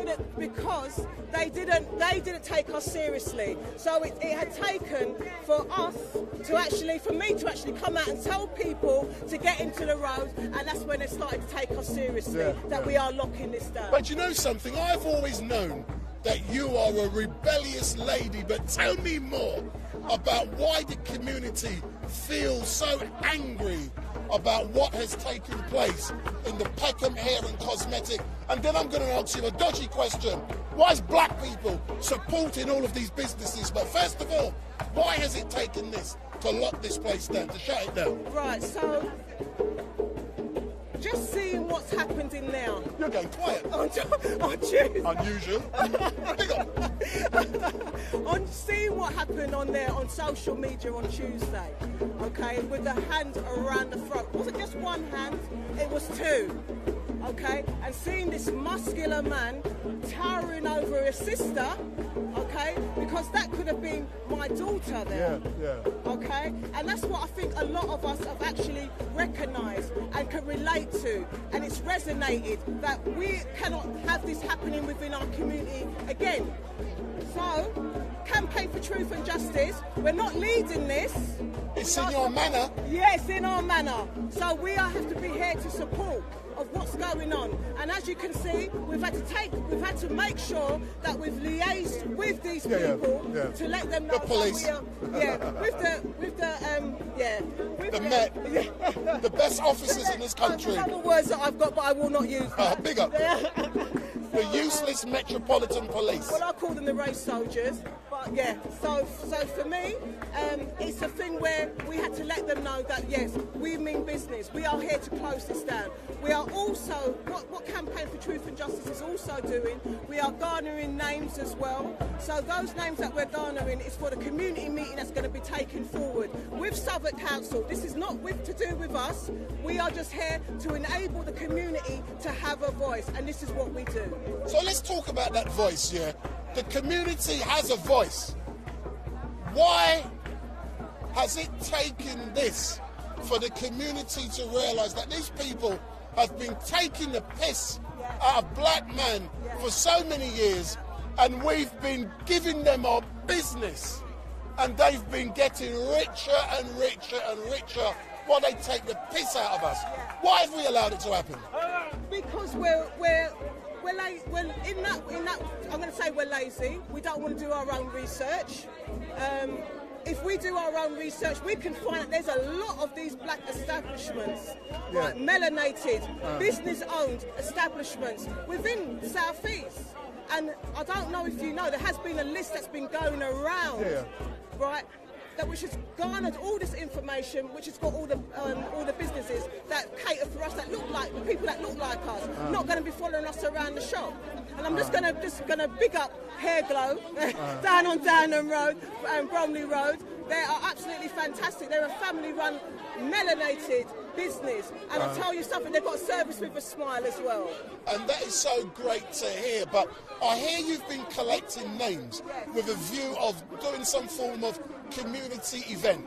When are you planning that? And I hope you're going to invite StreetMic to live stream it. Absolutely. Of course, first of all, when I get to that one, I'm going to answer it backwards. So I will definitely be inviting you, StreetMic, obviously, number one, because we want to make sure that we've got our media there. Okay? So in terms of the community meeting, as soon as we garner, we're going to be garnering the names, as I said, and then we will let the people know. We're going to let the council know, because they picked me out of all people to do all of this. I didn't volunteer. They came and asked me. So that's what. Can you imagine what would have happened if the young lady who took the initiative took her mobile phone out and started to film? What would have happened if she didn't do it? It would have been another story. She could have ended up dead in there. Yeah. And that's what we've got to look at. That was like attempted murder in there, because you're putting your hands around, not one but two hands around. That's attempted murder. But when you say you do not want this shop to reopen, let's drill down and consider what that actually means. Do you, or the Campaign for Truth and Justice, or anyone else has the power or the capabilities to tell a council we want it shut down? Can you do that? Right. So in the background there is negotiations going on. Okay. I am a trade unionist. Okay. So you know, it's a starting point. So we're going to beef those points up, okay? And then from we've beefed them up, and then we're going to present them again to the shop owner, and then we'll take it from there. But we will be having a space in there. No, there's no word of a doubt. But let's look at the facts that occurred on Monday, Tuesday of last week. Of this week. Yeah. The lady, if you step back a bit, the lady returned to the shop because she wanted a refund. So the first issue is a refund. Is it commonplace down here that shops seem not to be given refunds, when depending upon how you purchased it, if it was a good quality, there's the Section 75 of the Consumers' Rights Act. Like, you know, what's going on? This is when you don't monitor. This is when we don't monitor these places. Okay, this shouldn't have got through to the council. The council should have been aware of what's going on. And you know, we've got to look at the person who's responsible for all of this, because this is a council-owned building. Okay, this is a council-owned building. Therefore, you should be able to know what's in their lease and what they're actually going to be doing within their policies. Okay, so for me, Southwark Council needs to have a bit more due diligence on what their policies are going on, and the cabinet member whose portfolio this is should actually be doing more due diligence. But final question: there's a lovely man next to us, and called Grant, But it seems like I'm always in Peckham because so much happens in Peckham. And this is the location. Don't worry about them. We're talking the StreetMic. This is the location just down the road, 35 Concert Road, where Sassy Johnson was shot and wounded. So Peckham is a well-known location. Absolutely, yes. So Cole, Well, what is it like for you, and I'm tickling your toes, standing next to this beautiful young lady? Thanks, I can't answer that on camera. Yeah, I know we're laughing, but we're out here today on a very, very serious matter.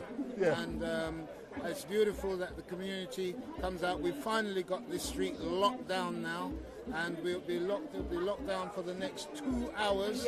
Because we want to send 5:37. Yes, good. But the great thing, StreetMic is here. I've recorded everything.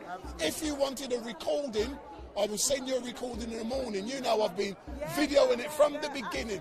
Not like the big boys. They come, get their little narrative and go. Yeah, absolutely. I've got everything. And this is why I'm so glad that you're here, and I wanted to make sure, because you always ask me, and I haven't given you an interview. All right. You know I interview you. And I want to say this on camera as well, sorry. Yeah, no, that's because all right. I've seen some of the very racist the police just needs to see this. Some of the racist views that have been posted on here, regarding this young sister as a thief and so on and so forth. Let's just make it abundantly clear that even if she was stealing, and I know I said this earlier, but I want it to be echoed and echoed and echoed. Even if she was stealing, there is no justification for the hands around her throat. That's it, period. So we're not saying we endorse anyone stealing from anyone, etc., etc., but we will not accept anyone putting their hands around the throat of any of our women. End of. Excellent stuff. As normal, sir. Thank you very much, and I look forward to engaging with you later on. Sir. In a second. So if you look in the camera, sir, don't. What am I going to say? I'm just going to ask you some questions about the gentleman just now on Twitter. Don't be worried. Come. Let me get it and I'll come back to you. No. Get your thoughts first. All right then. Sir, you're next. Come. So if you look in the camera, what's your name, sir? Oliver. So Oliver, are you local here in Peckham? I'm not local in Peckham. So what do you think about this protest that is taking place in front of this hair product store, which has made the national news? Happy to see our people standing up. We need to stand up for ourselves. It's about time we see that. And earlier on, did I hear you say that you wanted to see the shop shut down? I want to see the shop shut down. Yeah, but why do you want to see it shut down? It shouldn't be rough-handing the customers. It shouldn't be rough-handing the customers. We do not believe that girl stole anything. Whatever they have to do, why did they have to pull her by the neck? We shouldn't be rough-handing us. And they don't treat us good. We want to see enough of that. Excellent. Thank you very much, sir.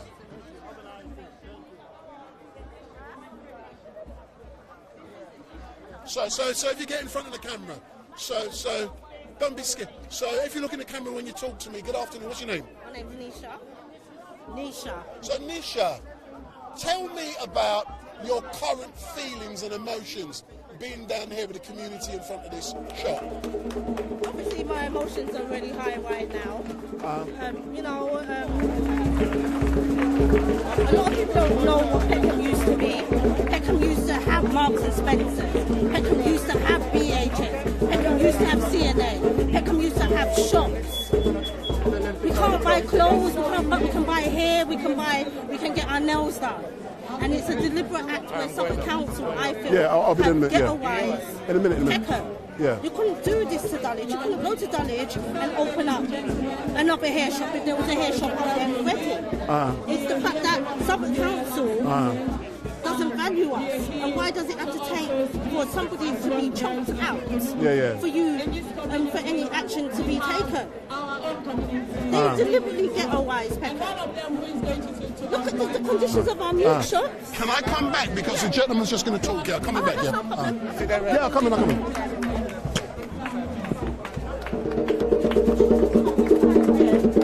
Excuse me. Sorry. Greetings, everyone. Can I have your undivided attention? How are you doing? How are you? We are concerned. It is well with you.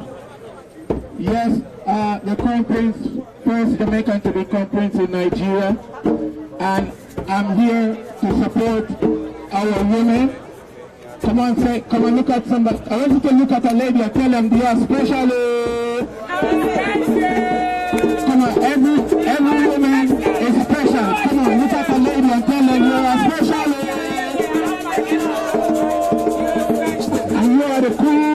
are the princess. Jama, follow me with him. Yeah? So I want you to hear me properly. We are concerned how the law is handled in this community. And one of my questions today is, if I go to a store, hold on the drummer, wait there. If I go into a store and buy something, and you agree, if you nod your head that you're in agreement, or you smile, or you say yes, is that a deal? Is that a deal? Or is it, what do you call it, an invitation to treat? Because we're talking about the law now. The police need to hear this. Because the way that she was being arrested, it is a question on the city as well, with the government, the way the issue is being handled. So, did she come out the shop with the goods? Because our friend that was in, let me say friend for now, that was in the green, said there was shoplifting, and as far as we're concerned, the shop still up on the foundation. So we want to know why him.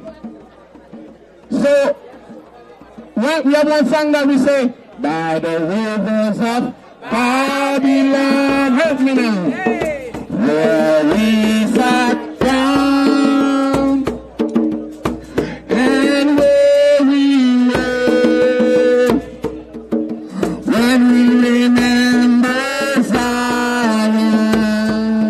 One more time. By the rivers of Babylon, where we sat down, and where we were, when we remember Zion.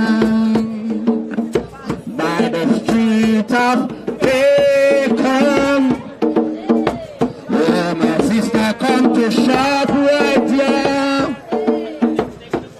How can Hercules? What is it? Let me ask a question. When he find out, when the shopkeeper find out, say, the sister go return the goods, what did he turn to? Hawk? Is choking a person and hanging a person, is it the same thing as a lynch? Because it looked like he was lynching our sister. You have caught a tiger by the tail. Oh. You shouldn't do that. So what we are here to say, the law must be balanced. No one is above the law. And we as a people, we are here to see that justice, everybody say justice. No justice. No justice. This nation is built on the fundamental principle of truth and justice. So, what we have here is we have a sister come to buy. Yes, she didn't get any justice. Hercules at home tried to choke her, and then the police come and arrest her, adding insult to injury. That media bastard that came up and said, we are here shoplifting. Don't you see that something is wrong with the system? So, did you know this place belongs to the council? We want it. Everybody say, Fimi, give me it. Come on, you must turn it over to the community. It must be a place of justice center. Come on. Justice must be prevail in this nation. It is ready to. Now put back your hand. Turn on a resistor. Because if you do, fire on the mountain. Thank you, thank you, thank you, thank you. Thank you to our Crown Prince. As we started from 2 p.m., we will be closing by 4:10. We have a sister who is coming to do that closing. But like I stated earlier on when we started, my name is Agnes Pratt, aka Queen of Social Media. I'm a community journalist based in this community. This community is a beautiful multicultural community, and we want to maintain the peace that we have been enjoying and continue to be in peace with other people from other backgrounds. We are here in particular with what happened in this shop, and this shop must close down. We want to thank you all very much for coming. I'm going to hand it over now to my sister, who is going to do the final closing. Please.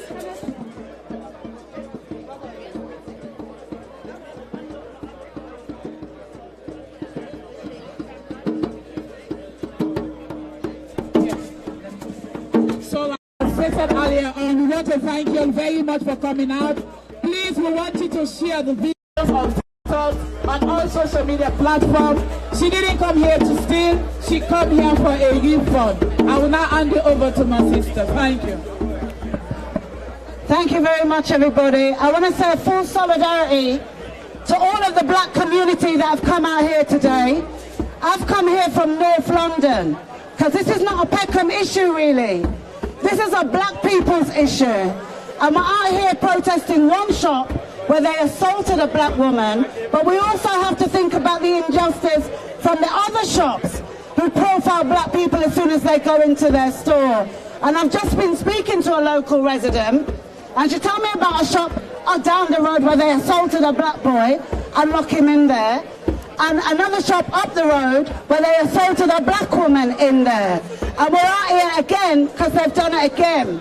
And the truth is, we talk about white supremacy and we talk about racism from white people, but there's this thing that they introduced to us a few years back called BAME. And what they do with this thing called BAME, they throw all of our communities together in one lump. But there's no such thing as BAME. It's a nonsense, because we suffer racism from Asian people, from other ethnic groups as well. We suffer racism from a lot of ethnic groups, and we've been suffering this type of racism for a long time. So yes, it starts off with our emotions, and we're boycotting one shop, but we also have to think about supporting our communities, because that's what it's about. We are a very strong people, and we've shown how strong we are because we can mobilise and come out here so quickly. But sometimes we're not so quick to support our own communities. And sometimes it's difficult for black people to start business. And sometimes the prices have to be a little bit more expensive till they get their feet on the ground. But we should be going out of our way to be supporting a black economy. Because when we continue not to, we have Asian people in our communities choking out black women in their shop. We have to support each other better than what we're doing.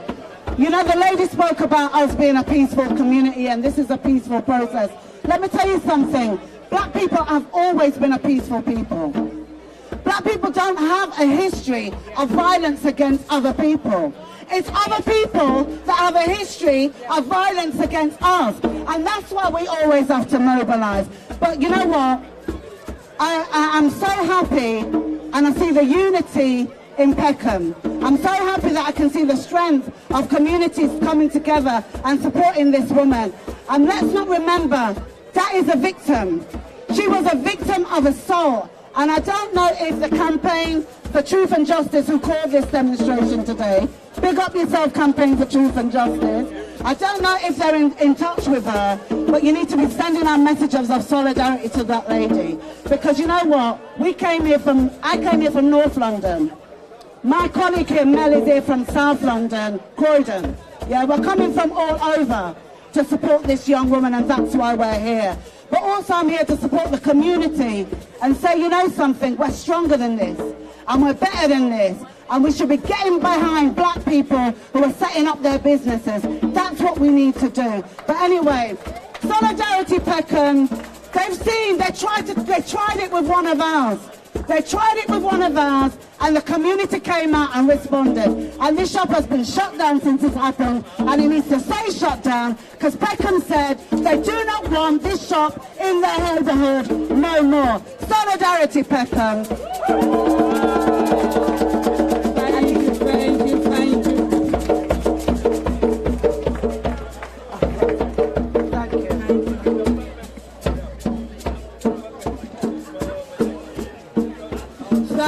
Thank you. We have Campaign for Truth and Justice.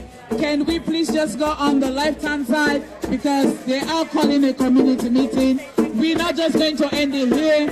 We are going to pursue this until we get an answer. And what we want, we don't want this business here anymore. We want this shop shut down. You need to respect our black women. They bring food to your table. They support your children or what have you. So we are here this evening to say thank you all to all the communities up and down the country. We have sisters coming from North London, East London, West London, down to South London here. We want to thank you all very much for coming. We wish you all a pleasant Saturday evening. Please, please, please, just come over here by my left hand. We have campaign for truth and justice. Come and sign up because we're going to have a follow-up meeting and campaign for truth and justice. Let me take this out of my ear because it's echoing. I'm getting what they call latency. So I'm now going to take it out my ear and then I'm going to chat to you. She didn't come here to steal. She came here to ask for a refund. Again, once more, I don't know if campaign for truth and justice wants to say something before we So good afternoon all, my name is Wendell Daniel and welcome to StreetMic. And we are live and direct from the streets of London down here in Peckham Rye, outside of Peckham Hair and Cosmetics, and all of you watching this would know, excuse me, what happened earlier on this week when a young lady came into the shop to get a refund because she had some defective products, and as a direct result of that, the man, the owner, the proprietor of the shop got hold of the lady and he was basically strangling her. And as a result of all of that, a lady was walking by, she saw what was happening and she started to video record the event. That lady was here not long ago, but I can't see her, and she's actually given her version of events in regards to what happened down here today. And what you guys have heard, or what many of you have heard on social media, you will discover that a lot of that narrative being put out is actually false. So when this is all done, go back and re-watch and find out what really happened. But what is important, the community has come together. They have calling for this shop never to be reopened again, and I'm hearing that it's not going to reopen. Unfortunately, this is in the manner of call grant from Campaign and Truth and Justice. They've arranged this event. There is going to be a community event, and StreetMic has been invited to attend that event whenever it is called. But we are going to be shutting down now.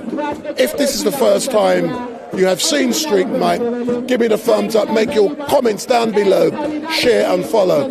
Please note, I do not clip these types of events. I give you it all and you make up your mind what is the truth. I do not clip to put out a particular narrative.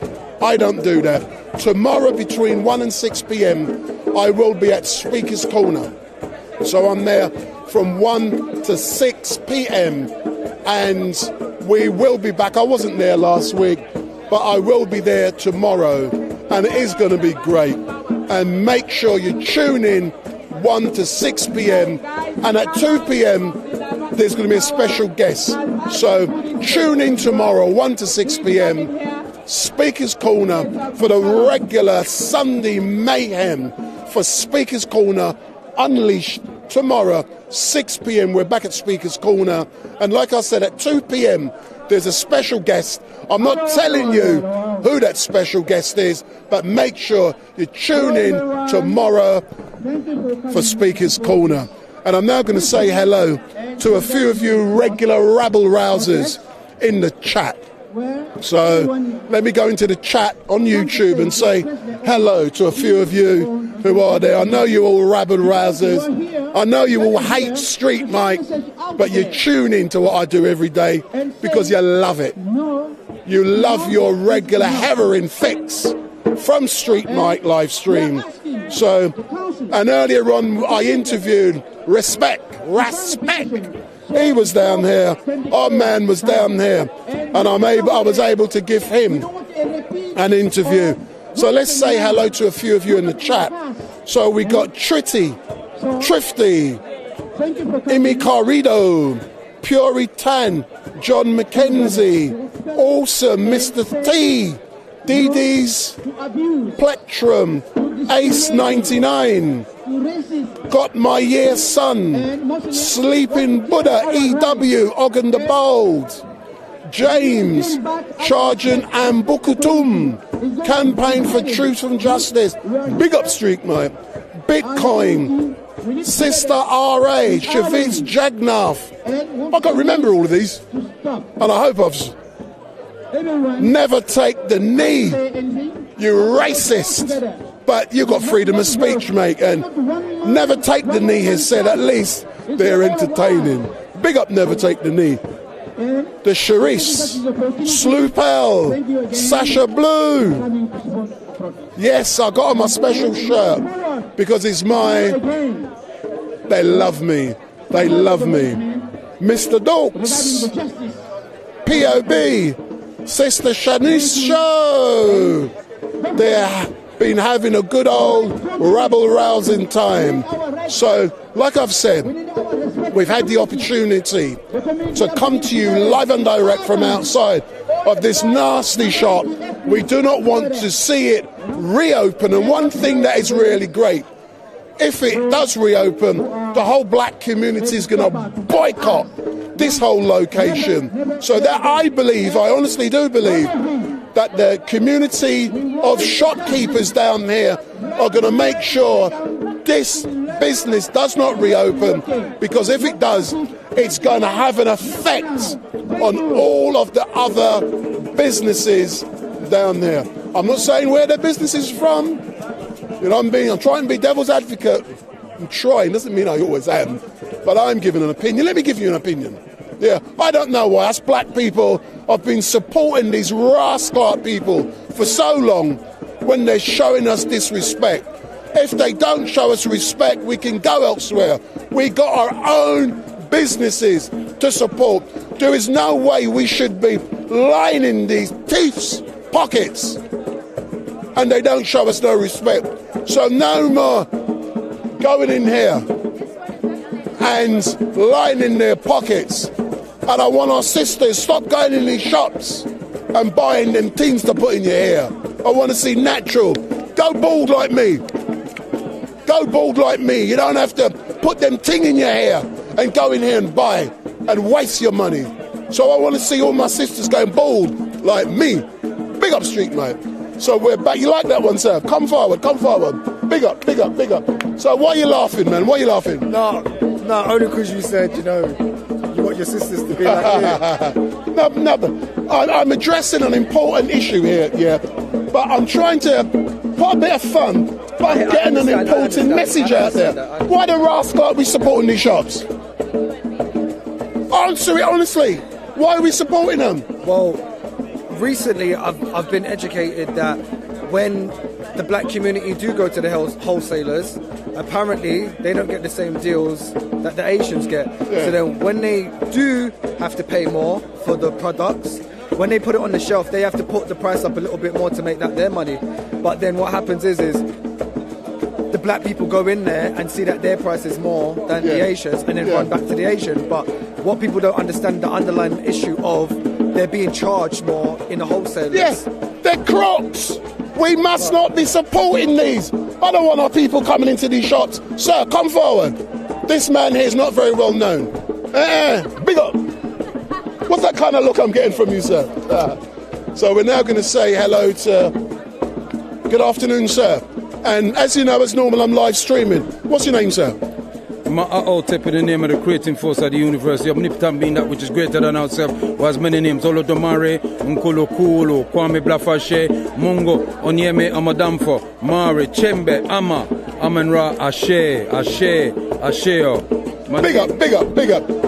Tell me, what is your assessment of what has happened in this shop earlier on this week that's brought us down here today? You know what? We've been down here demonstrating all week. There's been people down here all week. You have to tilt it down a bit because you're taller than me. Yeah? Been demonstrating down here all week.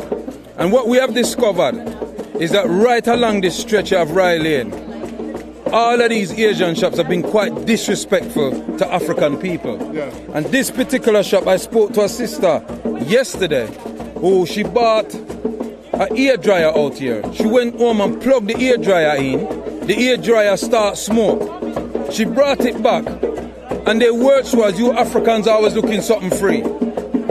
This same shop here, there was another sister came in here looking for something to buy. Them never have what she want. She decided she was leaving. Them grab her, lock the door, so she was stealing, call the police. When the police come, them not find nothing upon the sister. This is the kind of terror that they've been imposing on our women without us even knowing.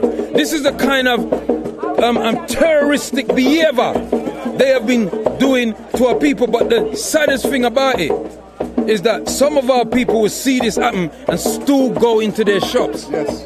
You understand? So this demonstration that we're doing will mean nothing if you Africans out there still go into these people's shop, spending your hard-earned money, and they don't respect you. Here's the microphone. Talk to the people. Talk to the people. Yeah? Right? These people, them, this whole demonstration where we are dealing with will mean nothing if you African women especially keep going into these people's shop. And let me be very, very clear here. This is not a hate campaign for nobody. This is a love campaign. The love of the black woman. Yeah? The love and respect of the African woman. That's what this is about. How dare you feel you can even insult, let alone put your hands on the goddess of humanity, the creator of humanity, the oldest species on planet Earth. How can you dare to defile her? Well, hear what? This message is for all of you Africans out there. Remember, you know, we were the first to sell our products here, you know. We were the first to sell our products here. Daikon Dryden and all them people there. It's we, the black salonists, them, brought in those products. But when the Asians saw what we're doing, what they did, they got together, approached the company, and they bought in millions. So they will go spend £1 million. You understand? All of you hairdressers out there, you African hairdressers who are working by yourselves, you need to get together and form an African salon cooperative where you work together to get you look here. If you don't feel enough for wear long hair and we can sitting there, yeah? If it's something you feel, you have to do.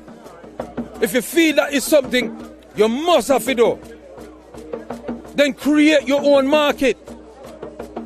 These people don't come into our shops, they don't buy nothing from us, they don't reciprocate, right? The money that we share with them.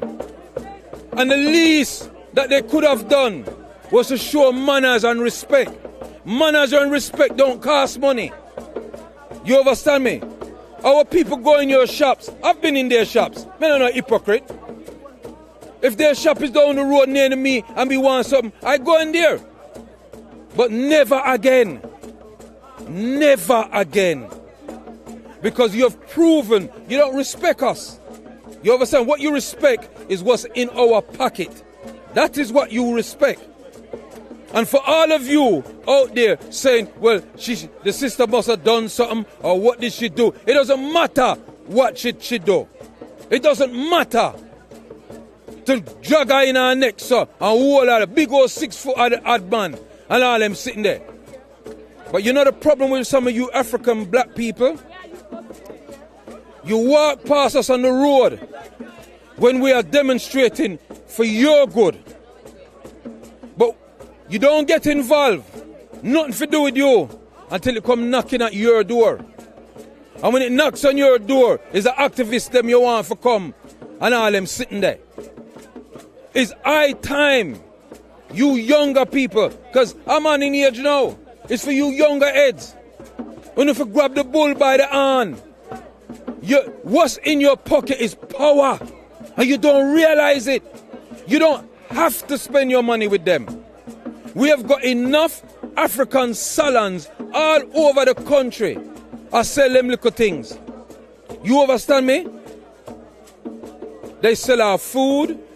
Yeah, we've heard of the stories of them a piss pan with food and all them something there and I laugh after way. You understand? So what I'm saying to you, it doesn't matter what the sister did. But just as a caveat, that sister bought product and she was buying products from them all the time. And she was returning a product. And him say him nah change it. And him nah give back our money. Under the law of this land here, anything where you purchase, you have 14 days to exchange it. That's a law. So, hold on. They might come to England and I create them own law. Which law is it? Is it the law of the land or is it them law? Them can't go away with that. There's no way we should be purchasing nothing from nobody if we don't have the right to exchange or return if it's faulty, yeah, or no good. Or know what we want. Oh dear. But this GB News spewing all kind of lies about the young woman. This woman is a businesswoman, a property owner, she pay tax. You understand? And then a look at thief, drug addict on the road, and even so, if it was that, you had no right.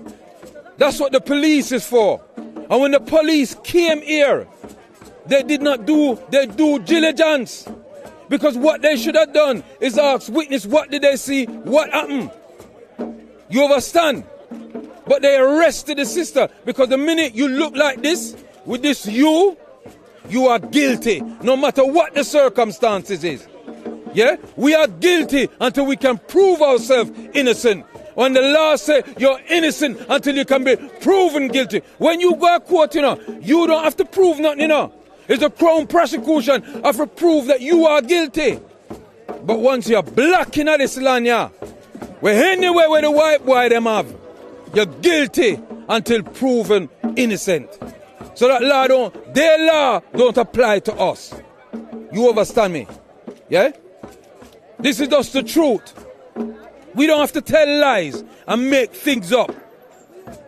This has hit the heart of the African community. I know there are members of we got people that come down here from Gloucester.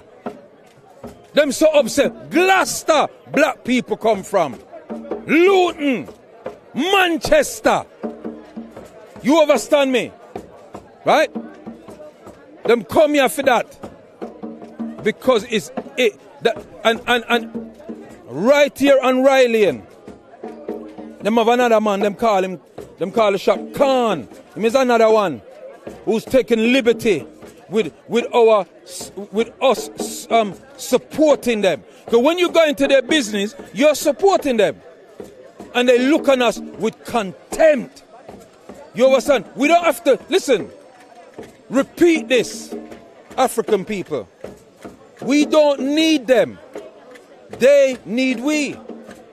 They don't buy our products. They don't come in our shop and spend no money with us. So we don't actually need them. But they need us. And that's why they import our food and selling us our food. You think you can go to South Hall and open a business and sell anything Indian down there? Them run you out. They look a gangster Indian them.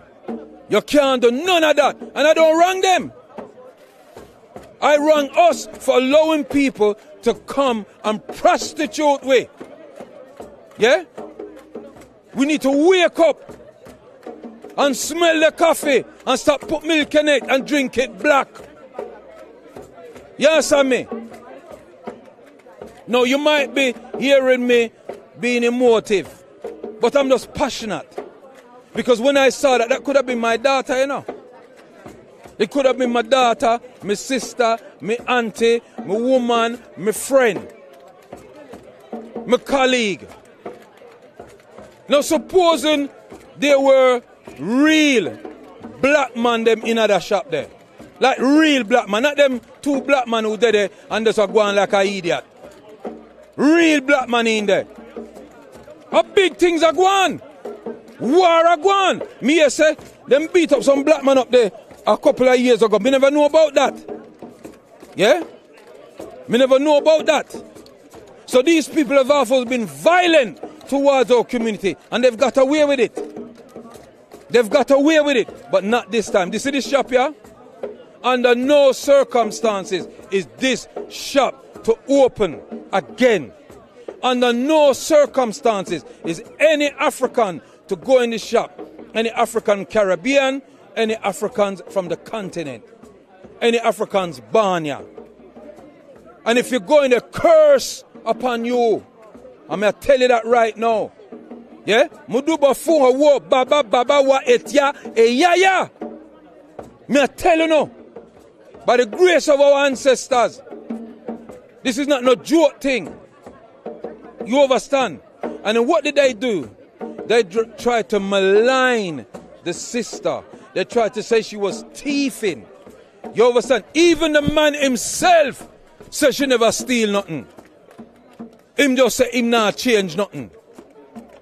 How could you come in a country where there's a consumer law that anything you buy you have 14 days and you come and draw your own law? So they are a law unto themselves. They are breaking the law. You understand me I say? Them is a law unto themselves. That them can tell you we not refund nothing and we not change nothing and we not gain our money back. Oh, you can go in an establishment and purchase a product and your money just dead, sir. It's rubbish. It's lunacy. That's why we have the Consumer Act. You understand? It's to protect everybody. The Consumer Act don't have no color. It not no race. It is there for everyone. So them can do something different. You tell me. And tell me if I'm just ranting and raving. You understand me? We have a right to protest. Because let me tell you something now. I mean, I warn you, know. You see, if we don't want to stop people from protest, you see the young people, they're not going to have it. So you see, all on the shop will get mashed up. And you better know that. Remember me tell you. So you better allow it. Because it's going too long and you're taking too much liberty. But all time people say liberty comes out of carelessness. And unfortunately, my African queens, you have been careless. Yeah? You have been careless. Because many of you have been in these shops and they've disrespected you and you still go back there again. Yeah? Some of you see that, some of you see no owner African woman getting disrespect and you go on like you don't see nothing and go and go by. And the two, you have become very selfish. We as African people have become very selfish. Yeah? So we've become about capitalism. And long as I am all right, it don't matter about nobody else. As long as myself, my little family, and my little section all right, it doesn't matter. But that's not Ubuntu. African culture is Ubuntu. I am because we are, and because we are, therefore I am. Say it after me. I am because we are, and because we are, therefore I am. I exist because of you, and you exist because of me. Yeah? There's no I in our language. It's we, ours, together. Right? Because we've followed this person, this group of people that go around the planet, killing, raping Mother Earth. But Mother Earth a lick back. You know, see Libya, where they must sell off black people after Gaddafi dead. They were selling our people into slavery in Libya. But you see what Mother Nature do? Yeah? You see what Mother Nature do down in Morocco? You see it? You see it? You have to tell the truth. You understand? We've done these people them nothing but good. Yeah? We took them out of the cave. Teach them about soap and water. Go and go bathe your kid. Yeah? Brush your teeth. Brush your teeth. I'm a young brother. I'm a young son this, you know. I'm a young son this. Yeah? I'm a sistering son this, you know. You understand? And them youth are general. You understand me? Yeah? The world is turning. And African people are waking up. Marcus Garvey told us, our most eminent prophet and king, His Excellency Marcus Mosiah Garvey told us, black people never know themselves until their back is against the wall. You see what going in Nigeria, Guinea-Bissau, Mali, and that is the same as what's happening here today. It's the liberties that people have been taking with us for decades, centuries, millenniums. It's stopped now. No, what we say? No more. Say it after me. No more. I can't hear you. No more. I can't hear you. No more. I can't hear you. No more. No more. Ma'at Otep. Two more. Who's next? So we now got Carl. You got 5 minutes. Can we get a mic? Can we get that mic as well? No, that's just my camera. All right. Yeah. Okay.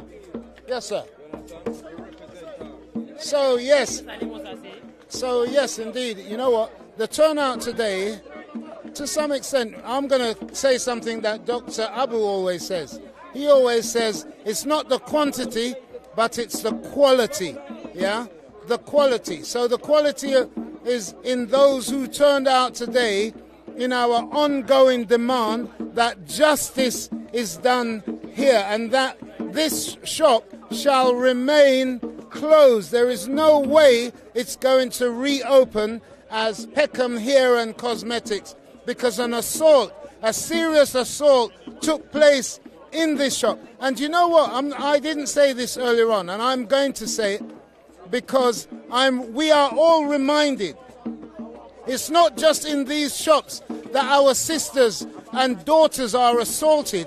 Remember when the police subjected our 15-year-old daughter, right, to a strip search despite the very personal condition that she was in. So that's the level of contempt in which they treat us. A 15-year-old child, girl child, to be strip searched while she's on her menstruation. I mean, that's the sort of thing that gives these people the belief that they can treat us in any way whatsoever. Because if the police can treat us like that, then why can't they put their hands around our women's throat? But we're here once again to let them know every single Asian shop on this street, in fact, every single shop on this street where our mothers and daughters, our sisters, our aunties, our nieces frequent, we're here to let you know that we will protect and defend them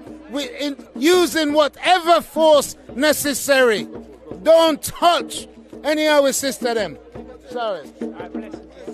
Don't touch any of our women because there will be a serious consequence.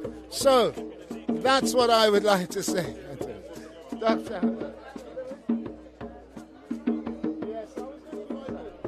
Vodum. Yes, we are here for the next generation to come because no way the next generation should have face what we have faced right now. You know? That's why we are here. We are standing in solidarity with our sisters and also our brothers, you know? Because it's not the sister alone that are persecuting, they are persecuting all of us. You know? And it's not only happening in Peckham. It's anywhere we're there. And the local authority is a part of it. Yes. You know? The local authority is a part of it. You know?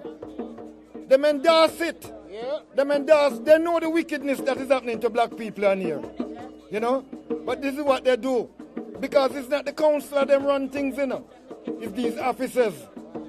Then we're in there, we are run things. And I'm saying that if we don't stand up for the generation to come, they will be here saying the same thing what we have said today. You know, no justice, no peace. Right. No, nothing more like that. And we are sending a message to the Asian community and all the shopkeeper them. You understand? It's full time we tell them that you touch one, you touch all. Yeah. You understand? And the next time it happens, we shut down all of these shops. All right. Yeah. all of these shops. You understand? And the next thing them that we are saying to our people, no, it's the mind. Work on the mind. You can't run in an Asian man shop to wear for them ear. Warm to your ear. Have some pride in our damn self. You understand? We got to have pride in ourselves. Because right now, if we do a head count in a Peckham, we hardly find no African head count. Pay blows not coolly. You know, see? We have to be real with ourselves. You know? Then piss pan we meet, they spit pan it, they do all kind of thing, and we still go back. So we want to say that I am a child of the pioneer generation that come here and put the great back into Britain. You understand? If it wasn't for that generation, we couldn't be here. Even the Asian them couldn't have nothing there. So we must stand up for each other. We got to stand up for each other, you know? On behalf of Galaxy Radio, the only de-brainwashing station, we are here. And tomorrow morning, I'm going to talk about this because we have to keep it going. You know, see it? We got to keep it going. And StreetMic, rise up yourself all the time, you know, all the time. You know, campaign for truth and justice, rise up all the time. And all the organizations them that stand together, you understand? Because we're not in no alternative lifestyle. We're not in a little Batman business where the man come through upon us. You know, see it? We say straight black African pride. Voodoo all the time. I've done that. You got 2 minutes, then I'm off. I just want to say that it's not just about meat and what we do. You see the hair on my head? That is what has got us luck with the Asian people. The hair and the eyelash. Please, I'm begging you, take half that nastiness off on your head. All right? Because they said that is where they catch me. But you know something? They'll never catch me or my daughter or my granddaughter. Because they say, look, how much I own a wig right here today? Eh? How much I own? Let's get rid of that because that's what I'm all with. And the meat. Get rid of the meat. That's all I can say. And the wig. You're all right.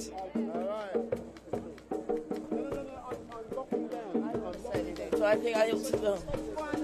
Okay, let's just say one more thing. I just want to reiterate how important it is for us to be mindful of the power of the woman's black pound. Be mindful where you spend your money. Be mindful about the impact of the hair treatments and the creams that it's having. When I first approached and spoke, I also forgot to mention alopecia in the black community is rife. There are many sisters who are wearing weaves that are covering up years and years of damage to their scalp. Years and years of damage. We're not here to judge. We know the psychological brainwashing that we have all been subjected to. And awareness must come about. Here is a very good time for us to become more conscious and aware about how we spend our money, with whom we are spending our money, and how that impacts on us as a community, psychologically and financially. Let's not play ignorant here. How you want to wear your hair is your business. I am not here to judge. But what I am here to say, if we only make 2% of the national population in the UK, and the industry is worth £5.5 billion, and we make up 8% of that expense, then it goes to show you a small majority of people are funding these shops along this road. Let's say we demand respect. I know you come from a caste system that will claim that we are untouchable. But you're in the UK, and we're in a melting pot of communities. Respect our money, respect our women, respect our men, respect our children. That is what we are demanding. This is what we are asking for. So let us not stop right here and now. Put your details to Cheryl on that table. Sign up. They're organizing a community event. Be part of it. Add your name, your email address. Let us not forget, the revolution will not be televised. It has to happen in our minds first. There's this great saying, the greatest weapon in the hand of the oppressor is the mind of the oppressed. And how do I know that you are oppressed? Just by how you carry your hair. Queens, be mindful. Sister Chasanre, Galaxy Radio, the only brainwashing station.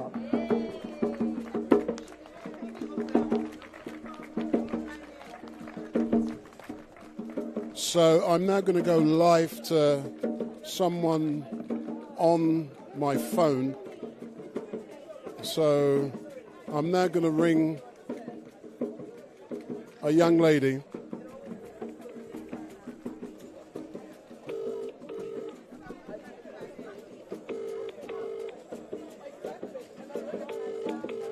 She rang me just now. She wanted to talk. I said I was going to ring back. Jackie. Hi. So listen, I'm live, so talk your talk. What do you want to say? What I'm going to say is that we've got to remember it's our parents and our grandparents. When they raised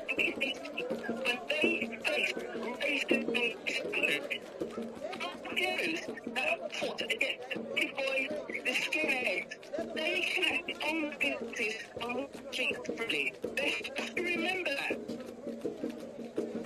You're cutting out, you know. Go on, that's better. Say that again. It was our parents and our grandparents that stood up for them when no one else would stand up for them. When they were facing oppression, when they're being under attack, when they're being destroyed. Hold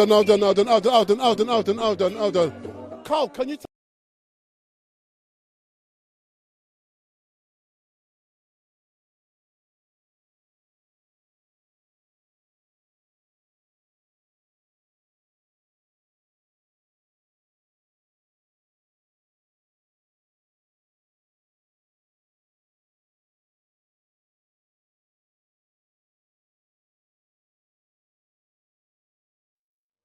Hold on. So, yes, go and say that. What people have to remember is how they actually arrived. When they're actually here, back in the 50s and the 60s and the 70s, they came under immense attack from the skinheads, from the teddy boys, and it was our community that stood up for them. They stood up and fought for them. They took a lot of beating for them. They have to remember that. That's our parents, our grandparents, and great-grandparents. They stood together and fought for them. So they need to remember that. Excellent. History, they tend to forget. All right then, Jackie, thanks for letting us know that. And as you can see, even though you're not here, you can engage directly online. I will be there now. No, I'm leaving now. I'm shutting down. So I've got things to do. All right then, thanks a lot, yeah? Thanks a lot. Yeah, so for all of you who are watching, all I would like to say is thank you very much for watching, and we will be back tomorrow from 1 till 6 p.m. at Speaker's Corner. So we're back from 1 till 6 p.m. tomorrow at Speaker's Corner. And if this is the first time you've seen StreetMic, give me the thumbs up, make your comments down below, share and follow. But we're back tomorrow from 1 to 6 p.m. and at 2 o'clock we will be having a special guest. Not telling you who the special guest is, So tune in tomorrow, Speaker's Corner, at 2 o'clock, there's a special guest. So thank you for watching, and I'm going to leave you with some drumming, but we are shutting down in a couple of minutes. Thank you for watching, and goodbye.